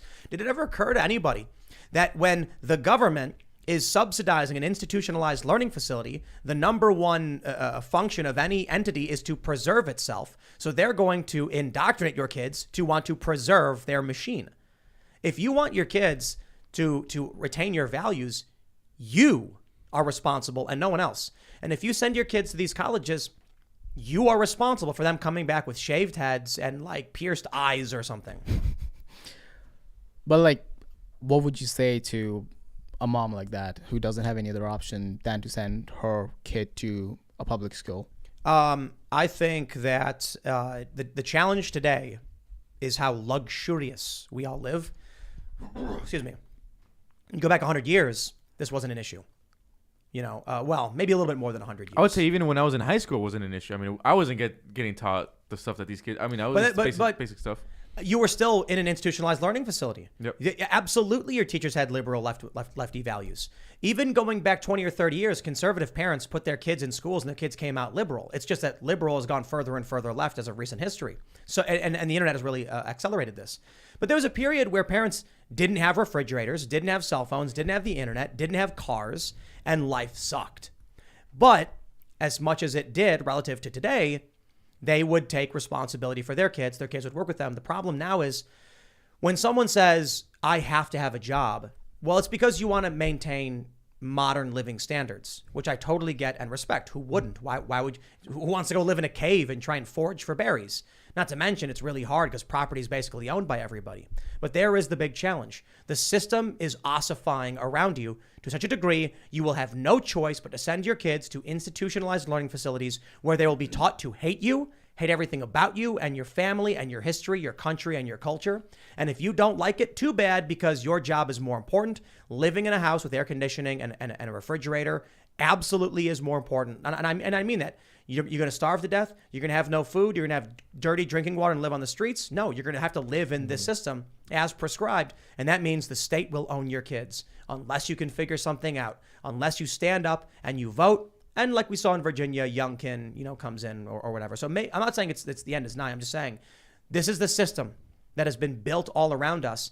And it is a terrifying one because how do you escape it when you are trapped in it? You can't just go, to the woods, as much as I might jokingly say, like get out there and go to the forest. I mean, like you literally can't just live off the land anymore. It's owned by everybody. There's rules, there's laws, and regulations. If you are well off enough and you save up enough money, you can buy land in the middle of nowhere. It's not impossible. You can buy a house out in West Virginia for $100K. You get a loan, you put down $1,000 if you get a good loan. There you go. Move out there. You'll work a lot more. Life won't be as easy, but at least you'll know your kids will retain your values and won't come back with their heads shaved, believing insane things. I was looking at the history of public education, modern education in the American system. Comes from a guy named John Dewey. He was one of the founders of what's called the progressive education movement. And he believed that schools, this is from Wikipedia, that were not only a place for students to gain content knowledge, but also a place for them to learn how to live. So to this day, the schools are still teaching kids how to think. And I agree, teaching kids how to learn is important. But when you're teaching them how to think, as in like how to be racist, I think the aberration has grown bigger than the product at this point.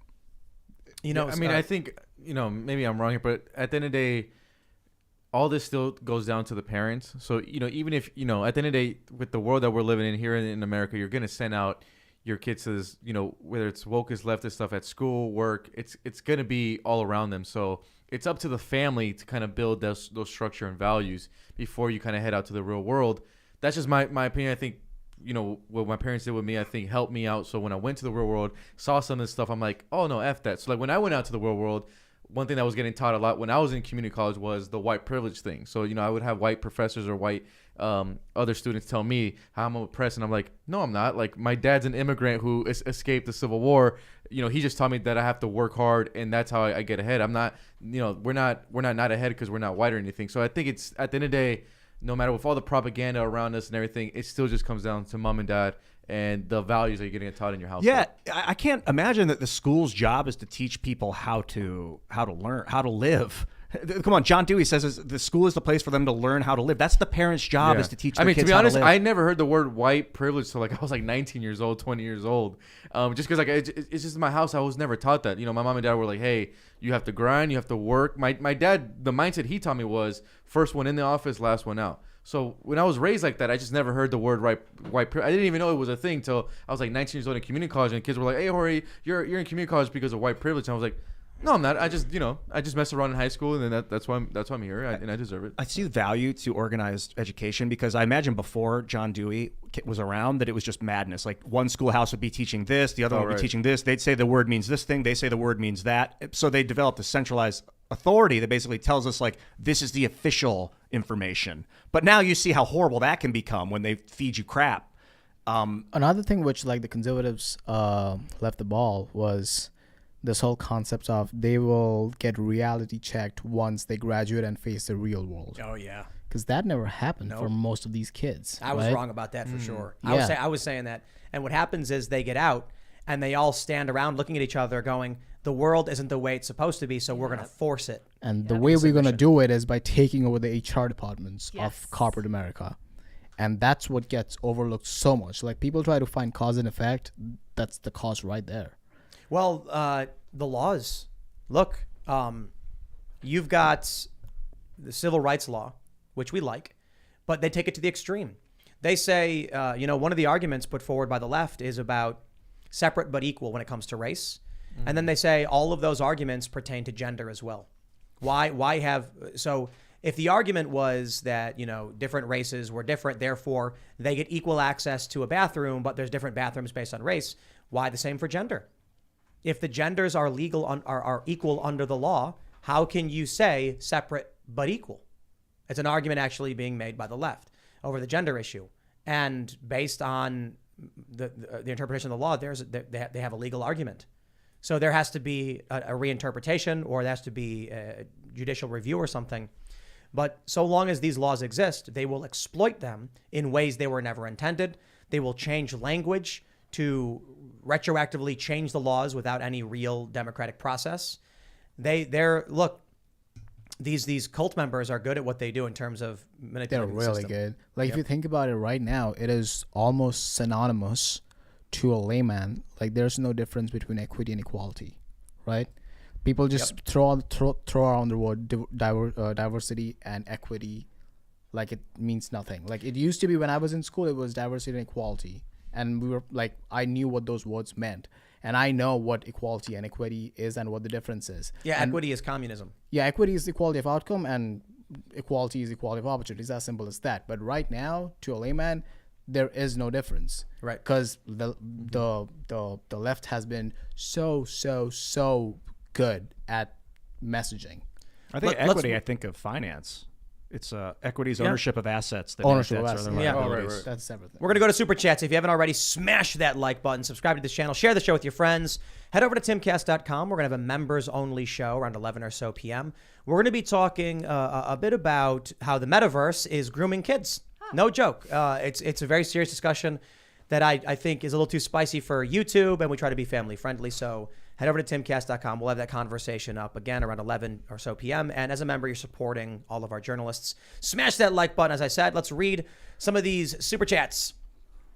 All right, let's see. Christopher Knowles says, JBP, that's Jordan Peterson, said a while ago that most government officials in Canada make decisions strictly based on polls. 10% poll swing towards conservative, and now they're backpedaling. Think there are any similarities in Biden-Harris's regime? Yes. How quickly did the polls come out saying people were pissed off, and all of a sudden they start changing and pulling back on mandates and stuff like that? Yeah, the mandates start dropping. The masking kids start dropping. A lot of similarities. DC changed like that, literally. DC used to be all sad and gloomy with the vaccine mandates and the mask mandates. Yeah. The vaccine mandate in DC dropped I would say the mandate dropped in under 30 days. Right. Legitimately. Here's one. Eriftas of Stet says, I can't wait for Tim to sell the naming rights to Ian's room in the new compound. I'd name it the Gorilla Room. All right, Ian, your room is now for sold. sale. For $50? I like it. I owe nothing. I'll just do it for fun. Well, no, he super chatted $50. Okay. So Ian's room is now officially called the Gorilla Room. I'm so happy. I was going to call it that anyway. We need to figure out who made this awesome sign. This sign right here. Yeah, who made this? It was sent to us. Who sent these to us? I love these. That's pretty things. clutch. We need to get one that says the Gorilla Room so we can put it above Ian's door. At the Gorilla Room. The Gorilla Room. Gorilla Room. Someone already made the Twitter account. GorillaRoom.com is that pod? Gorilla Room. Just pictures of Ian.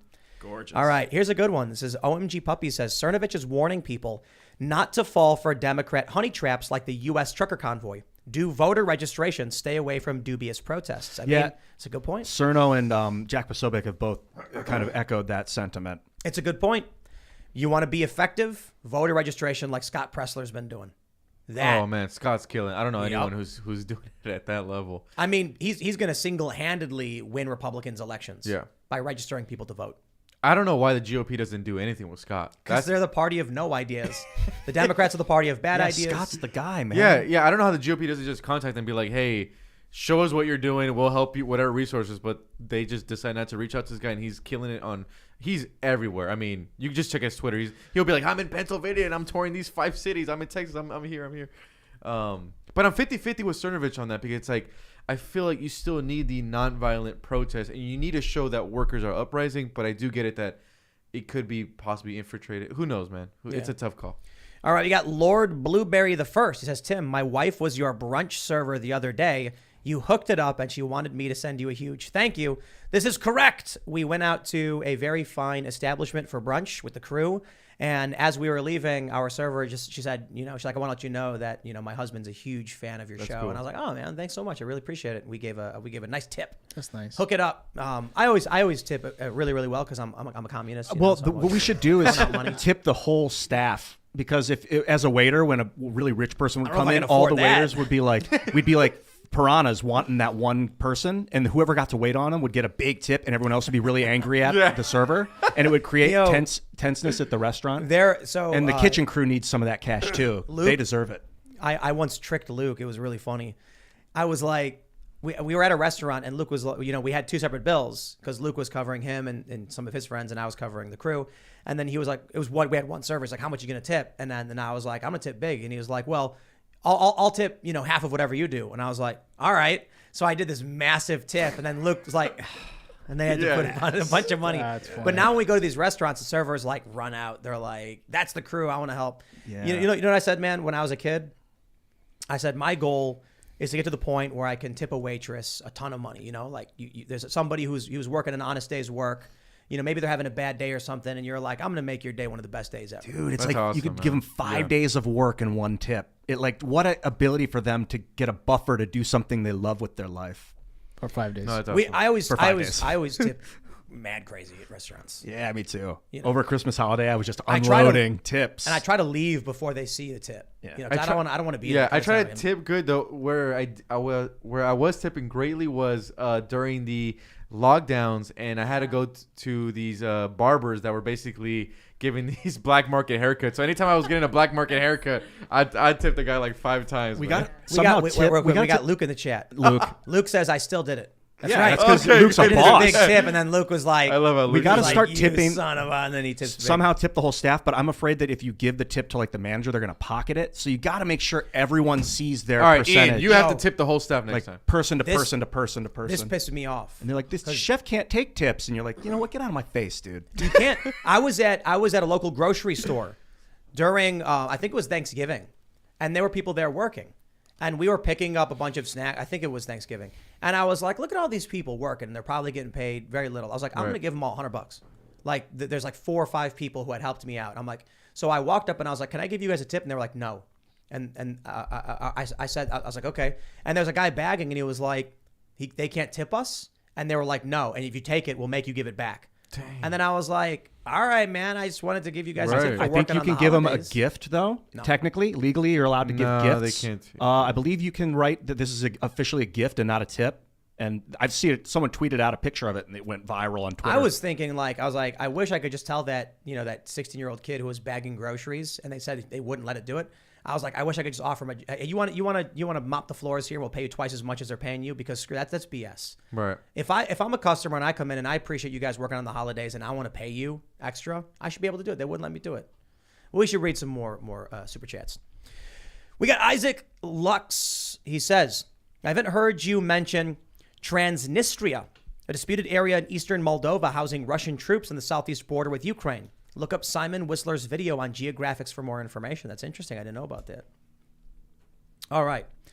Ardwick says, don't think that the truckers won. Trudeau declares emergency. Parliament delays vote.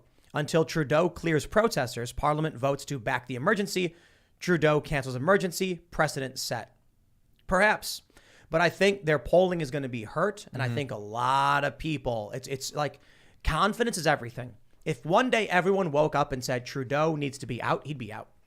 So if they shatter confidence by doing this stuff, it's a dramatic shift, and they know it. Absolutely. And like I said, I do think it's a big deal that you actually had a president, like I said, President of El Salvador, Nayib Bukele, who stepped up and spoke out against what Trudeau was doing. And I think that's going to be interesting as those diplomatic informations further. But El at least, Salvador thing's pretty interesting. it is. And like I said, it's fascinating to actually have a president come out and speak out against what Trudeau government did. And I think it's going to be really interesting how we see that foreign policy play between those two countries as we go. All right. RD says Ian's salary based on the 1s and 20s he rolls. I would never take that gamble. I just live life, baby. One day it's like his paycheck is massive. Well, Ian, you've been rolling 20s, man. It was worth it. It was worth it. Yeah. It's not worth it. Sam says, shout out to Viva Fry. Tim, you should have him on.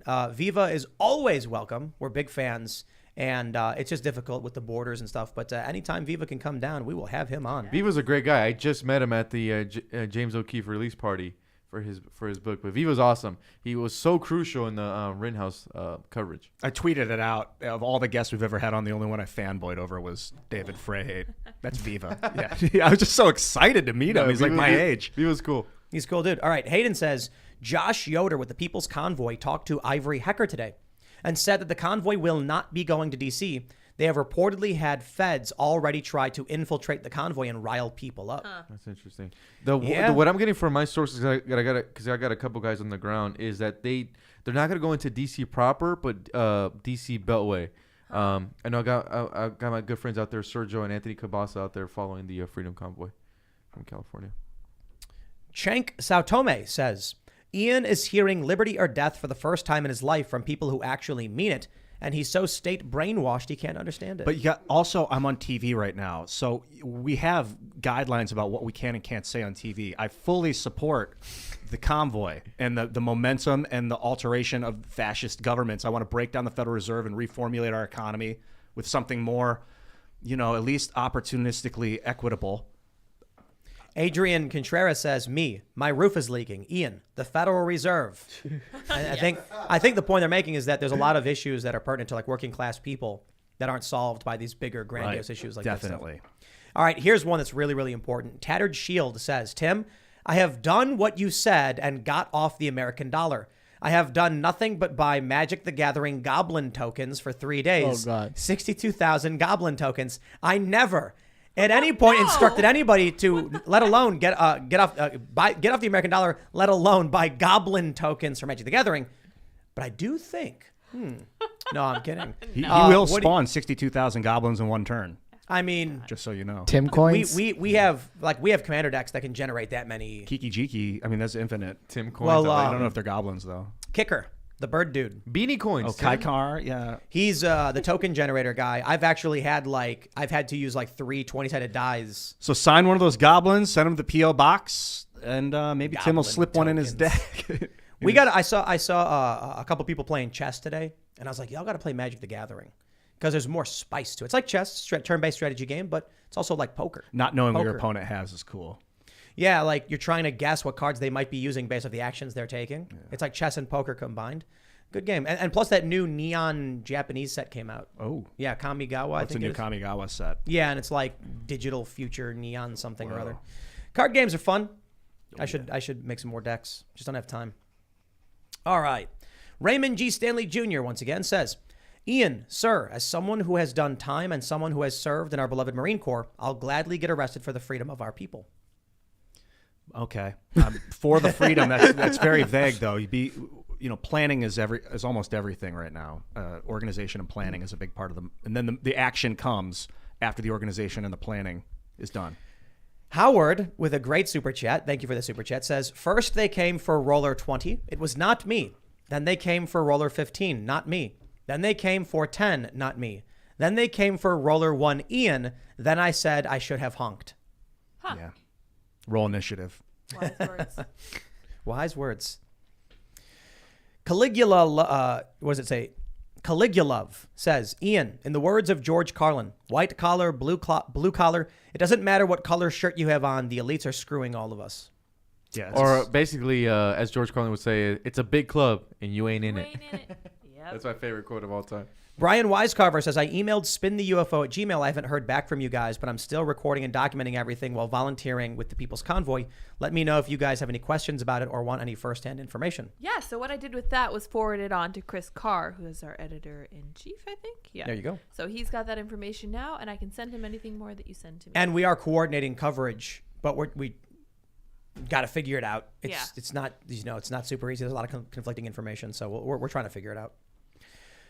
All right, what do we got?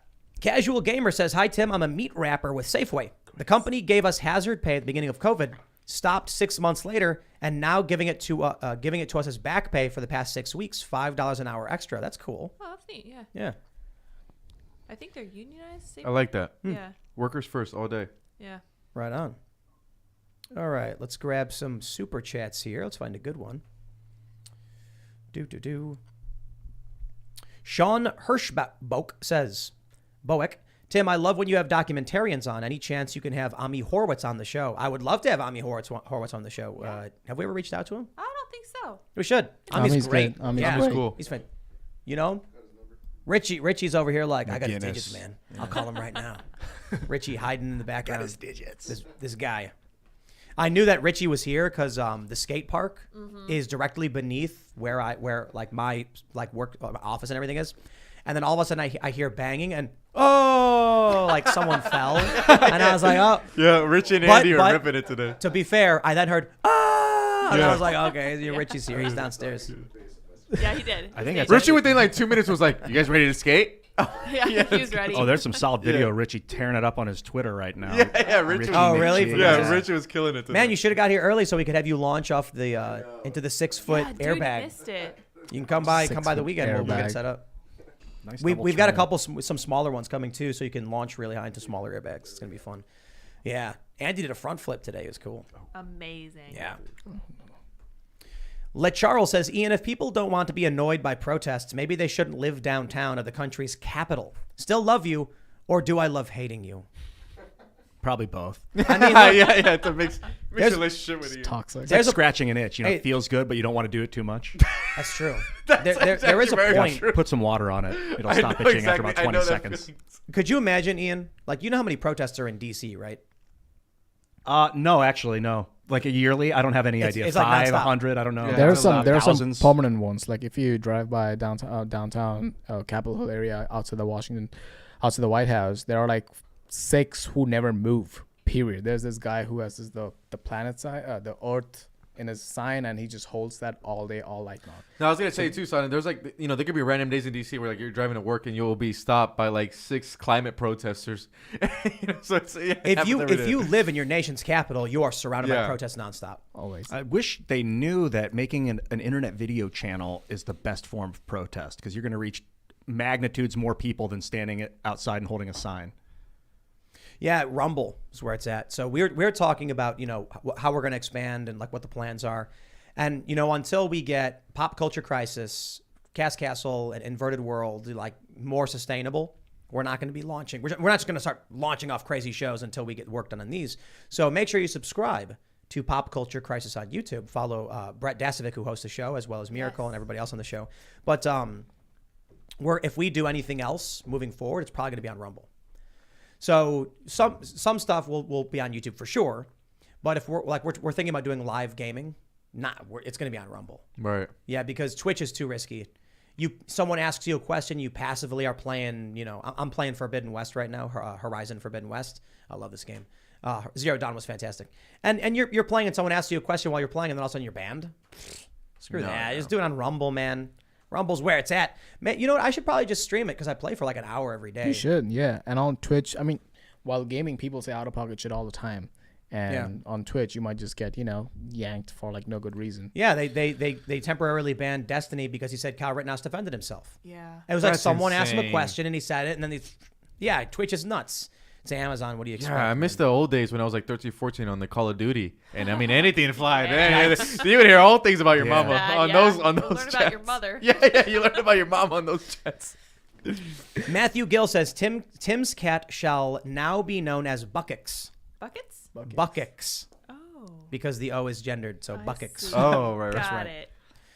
All right. Simulated Dave says, saw some We Are Change and free honk honk merch out at Adelanto today.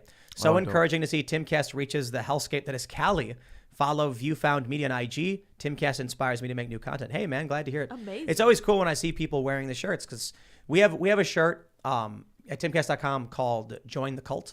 Yeah. But it says join the city urban liberal types, but CULT is in red. And then it's Kent, our animator's version of the meme where the two guys are like doing the soy mouth and pointing behind them. Oh, that's my And then best- it's like I the love that city's meme. being destroyed by aliens and Godzilla, and they're like, oh, and it says join the cult. I think it's a funny shirt. But yeah, people have been buying it. We never did like a strong promotion for that shirt. We just put this stuff up. That's fun, yeah. And people are buying it, so that's really cool. Appreciate you guys buying the shirts. Love it. All right. We got this one here from Anno. I think Ian had too much sugar today because you are just rolling 5s. Way too much, bro. Oh, really? Yeah, but 5 is actually better than people were saying 1. It depends on what your bonus is. A 1 is an automatic failure. A 5, if you get a plus 19 to your roll, is a 24. So you can get a lot accomplished with good bonuses. High stats. Yeah. And I do think it's really funny that 1 and 20 basically mean agree or disagree now. It's so polarized. I love that it's like we're creating this polarized system for Well, people. no, we're like, people didn't used to say very simply, I agree with what's said or disagree. So now if like someone says something on the show, you'll get 300 1s or 20s. We might have cracked the culture code here. I think how to do instant polling. I think we broke through with the critical 20s and failures. Yeah, we did, huh? Yeah. We got some 5s. Tapping into the amygdala. Oh, here we go. Amygdala. David Troutman says, I hear you're having trouble buying electric guitars. I build them. How about I build one for the show? Love your work. Keep up the good fight, Tim. I'll email you if you're interested. Yeah, I was actually looking at some individuals who craft guitars, because I was thinking like maybe we get a Timcast unique signature guitar that we would use for shows, or maybe like 2 of them. So Timcaster? What Timcaster? Yeah. Well, is that's a Telecaster good like name. proprietary? Timcaster? I think we can say Timcaster. Call it the Timcaster. I think we could. Should I That's not a have said that good out loud? idea. Yeah, could do it immediately. Timcaster. Somebody lock that in. That's great. Everyone's posting 20s now. Okay. So, David, email spintheufo@gmail.com. David Troutman. And let's get a guitar built. Let's make it fancy. Can we get it made out of like some like ancient wood from an old temple? Dragon bone. Yeah. Dragon bone. Whoa, that's cool. Aluminum. Like made of like petrified wood. petrified milk cartons from A meteorite. Yeah, put like an amber gem in the neck or something if you can. No, I'm just kidding. Do whatever you Dasher want. says, Tim, what do you think about Beanie Coin? Credits to the chat. I don't what I think said. I said don't think we'll be Beanie doing Coin. Beanie I said Coin. take fine, yeah. We were talking We are- earlier on a meeting with the ONF, our charity, Open Network Foundation, talking about creating crypto and whether or not it would be better to use one that's already been created, Minds token. the Minds token. Yep. Or like an array of tokens that have already been created. Because creating one brings in SEC regulations, and then it's almost like it's another business completely. Correct. So I think with the On Foundation, for those that aren't familiar, the goal is to make uncensorable networking technology. So you can have your own member website like Locals or Patreon, but it would also network with other sites. No one would have the ability to ban anyone else. You would have the ability to ban someone from your site. So like if you're on an unfettered network, so let's say you go to Ian's website, there will be a portion of it where you can see other people's networking through his site. Like you'll see his posts on your site. People can see your posts on his site, depending on what like this kind of server the system they're using. So it's basically decentralized social media tech. But Ian could be like, on my website, I don't want to ever have Tim's content come up, and could like lock you out. That's how the Fediverse works. So that's our plan there. I think Minds token works because they're already an established social network with a crypto that's valuable. It's like what, $3, $2 to $3. Yeah, it fluctuates somewhere 1.5 to 4. I've seen it at 4. But first of all, I know Bill, the CEO. Ian, you were He's involved. like my brother. I mean, I love the guy. You were one of the I've known him co-founders for of Minds. over a decade. Yeah. So we and I trust him. That's why it's important. But if we can integrate with an existing network, I think that's what will make this software work. Because if we were just to launch, like, here's a thing that works, some people might use it. If it's to integrate with a website that already has like a couple million users, I think, how many millions? Yeah, 4 million a day 4? or something. Yeah, I don't know the Then number. people are going to start adopting our software. It's beneficial to the Minds ecosystem because that grows, and it creates a large node with a bunch of smaller nodes. Hopefully, we can make something like that grow so that Facebook. We got to build a cultural hub of decentralized social media. So no This one is can something ban which people are not talking about enough, like content creation on like the blockchain, for example, like the Web3, which people are like throwing around, like people creating like untethered content, and the entire base of it is like the blockchain. I wonder if we'll go into this on the after show. I know you'd mentioned child sweatshops in, It's in the metaverse. metaverse. Yeah. Yeah. And talking about blockchain content, which can never be erased. No, it's you cannot. grooming in the metaverse, dude. It's dark. So stuff. there's bonuses to having your stuff on a blockchain because it can't be deleted, but then the downside is it can't be deleted. So Correct. All right. Sargon of Assyria says, would you have Billy Corgan on? Yes, in a heartbeat. I'm a big fan of the Smashing Pumpkins. I met Billy Corgan, and it was like a totally amazing experience because a friend of mine was friends with one of his exes, and we went to one of his shows. I'll give you the short version. I walked in, and he was signing posters. I got there late, and I saw him. I'm like, oh, so cool. Like, Billy Corgan, man, he's rad. And then we watched this music video movie for his music. And then after we left, you know, my friend is like, hey, I'm going to talk to my friend who's Billy's ex. Do you want to meet him? And when I walked up, the first thing that Billy says to me, he goes, hey, you're Tim Pool. And I was like, wow. What That's year was cool. that? That feels good. This was a couple years ago. Dude, I was a little kid growing up listening to Smashing Pumpkins and playing those songs in my cover band. Yesterday or And tomorrow. I called it yesterday. That's funny. It's Today. crazy. Today. It's called. I was like, call it tomorrow. But it's called today. he was super Today cool. is No, one of that's the best cool. songs. That's a great feeling. It was super. He's a super cool dude, and he signed a poster for me. And he's like, yeah, I like your work. And I'm like, dude. I said to him, I was like, you have any idea how crazy it is? Like, I think I was like 34 or whatever at the time, or 33. I was like, dude, you're Billy Corgan. I grew up listening to your music, and I come up to you, and you're like, hey, you're Tim Pool. I'm like, it's mind-blowingly awesome, dude. I appreciate it so much. Siamese Dream was so epic because it was almost like an orchestrative piece with like high strings, and then but there's like a rock album too. It's like a dirty rock album. He did a really good job at putting that together. Whoever, I don't know if they produced it themselves, but Great Dude, music. love Smashing Pumpkins back when I was in middle school. Did Yo, Blink-182, Tonight blew my Nirvana. Yeah, mind. yeah, I did. I was a big fan of Nirvana back. Those Plus, are the golden days. Plus, being from Chicago, that line in the right. song "The City by the Lake," I was like, "Yeah, Chicago, man! Like that's us. We live there, and this song's so big." But it was cool because the song was like epic, orchestral, you know, tonight. So that for me, I was listening to that, and I was like, "Wow, yeah, it was good stuff." mega Not to mention 1979, Zero, just so much good music, man. I love Ava Adore. Billy actually was on Rogan. That's a good interview. If you guys haven't seen that yet, check out that one. Didn't he say that he saw aliens once?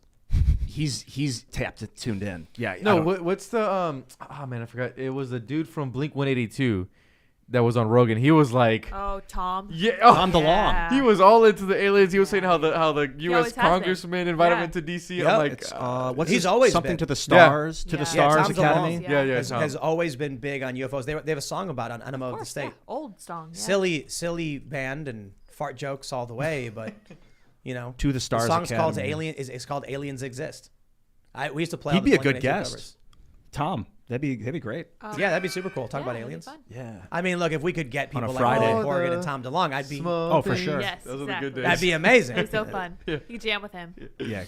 Great band. All right, everybody. If you haven't already, smash that like button, subscribe to the channel. We're going to get ready to start recording that members-only segment talking about really nightmarish things, grooming in the metaverse. And you want to check this out because it's dark stuff. And we could use your support. By being a member, you help keep our journalists employed. You help make this show possible. And we love you so much for the support. We really do appreciate it. So, again, smash the like button. You can follow us at Timcast IRL on Instagram or wherever else. You can follow me at Timcast, basically wherever. Do you guys want to shout out anything? Yeah, big thing right now, guys, is please check out the Hero to Zero documentary that we just released. The link is also going to be in the description, so it's hero20doc.com. Please check out the documentary, share it with anyone you can just to get the story out regarding the first responders and everything that they're been going through. Help us combat the corporate media. Also, check out our very first documentary me and Sonic produced is the Cartelville USA. Cartel. That one is carteldoc.com into the illegal marijuana operations involving drug cartels, human smuggling in California. So please check it out. My personal social media on Twitter is really easy. So it's my last name Ventura with the word report. So Ventura Report. Either on Instagram it's Jorge Ventura TV. Follow us so like that you guys get all the updates on all the news that we're working on, all the stories that we're going to be working on. So right now we're going to be following the Freedom Convoy, the truckers. Then Sonic, me and Sonic pretty soon go up actually to Northern California, Shasta County, and going to be looking at their illegal marijuana operations and their drug cartel involvement. Sonic? Same thing, yeah. The documentaries which we make, we put like 2 months per effort into it, so it's really helpful if you guys check that out. And my personal handle is _ SAGNIKBASU on Twitter. It's awesome to see you guys. Awesome. Really great to see you again. And thanks for coming. If you guys want to check out a show that Jorge did with us, where we talked about the cartels, it was really powerful from, I don't know, 5-6 months ago or something like that. It's here on this channel. So check that out. I'm Ian Crossland, and check me out at iancrossland.net if you want to get in touch. I'll see you later. And I'm also here in the corner. I pushed all the buttons on the show. And I have to say, I got to thank Richie for this amazing beer. Richie always brings me beer. This beer looks like Sour Patch Kids. And I thought it was beautiful, and it is delicious. So thank you very much. That's why you got it. That's what you're thinking. I really appreciate it. And you guys can follow me on Twitter at Sour Patch Kids and also on minds.com. We will see everybody over at timcast.com around 11 or so p.m. Thanks for hanging out. Bye.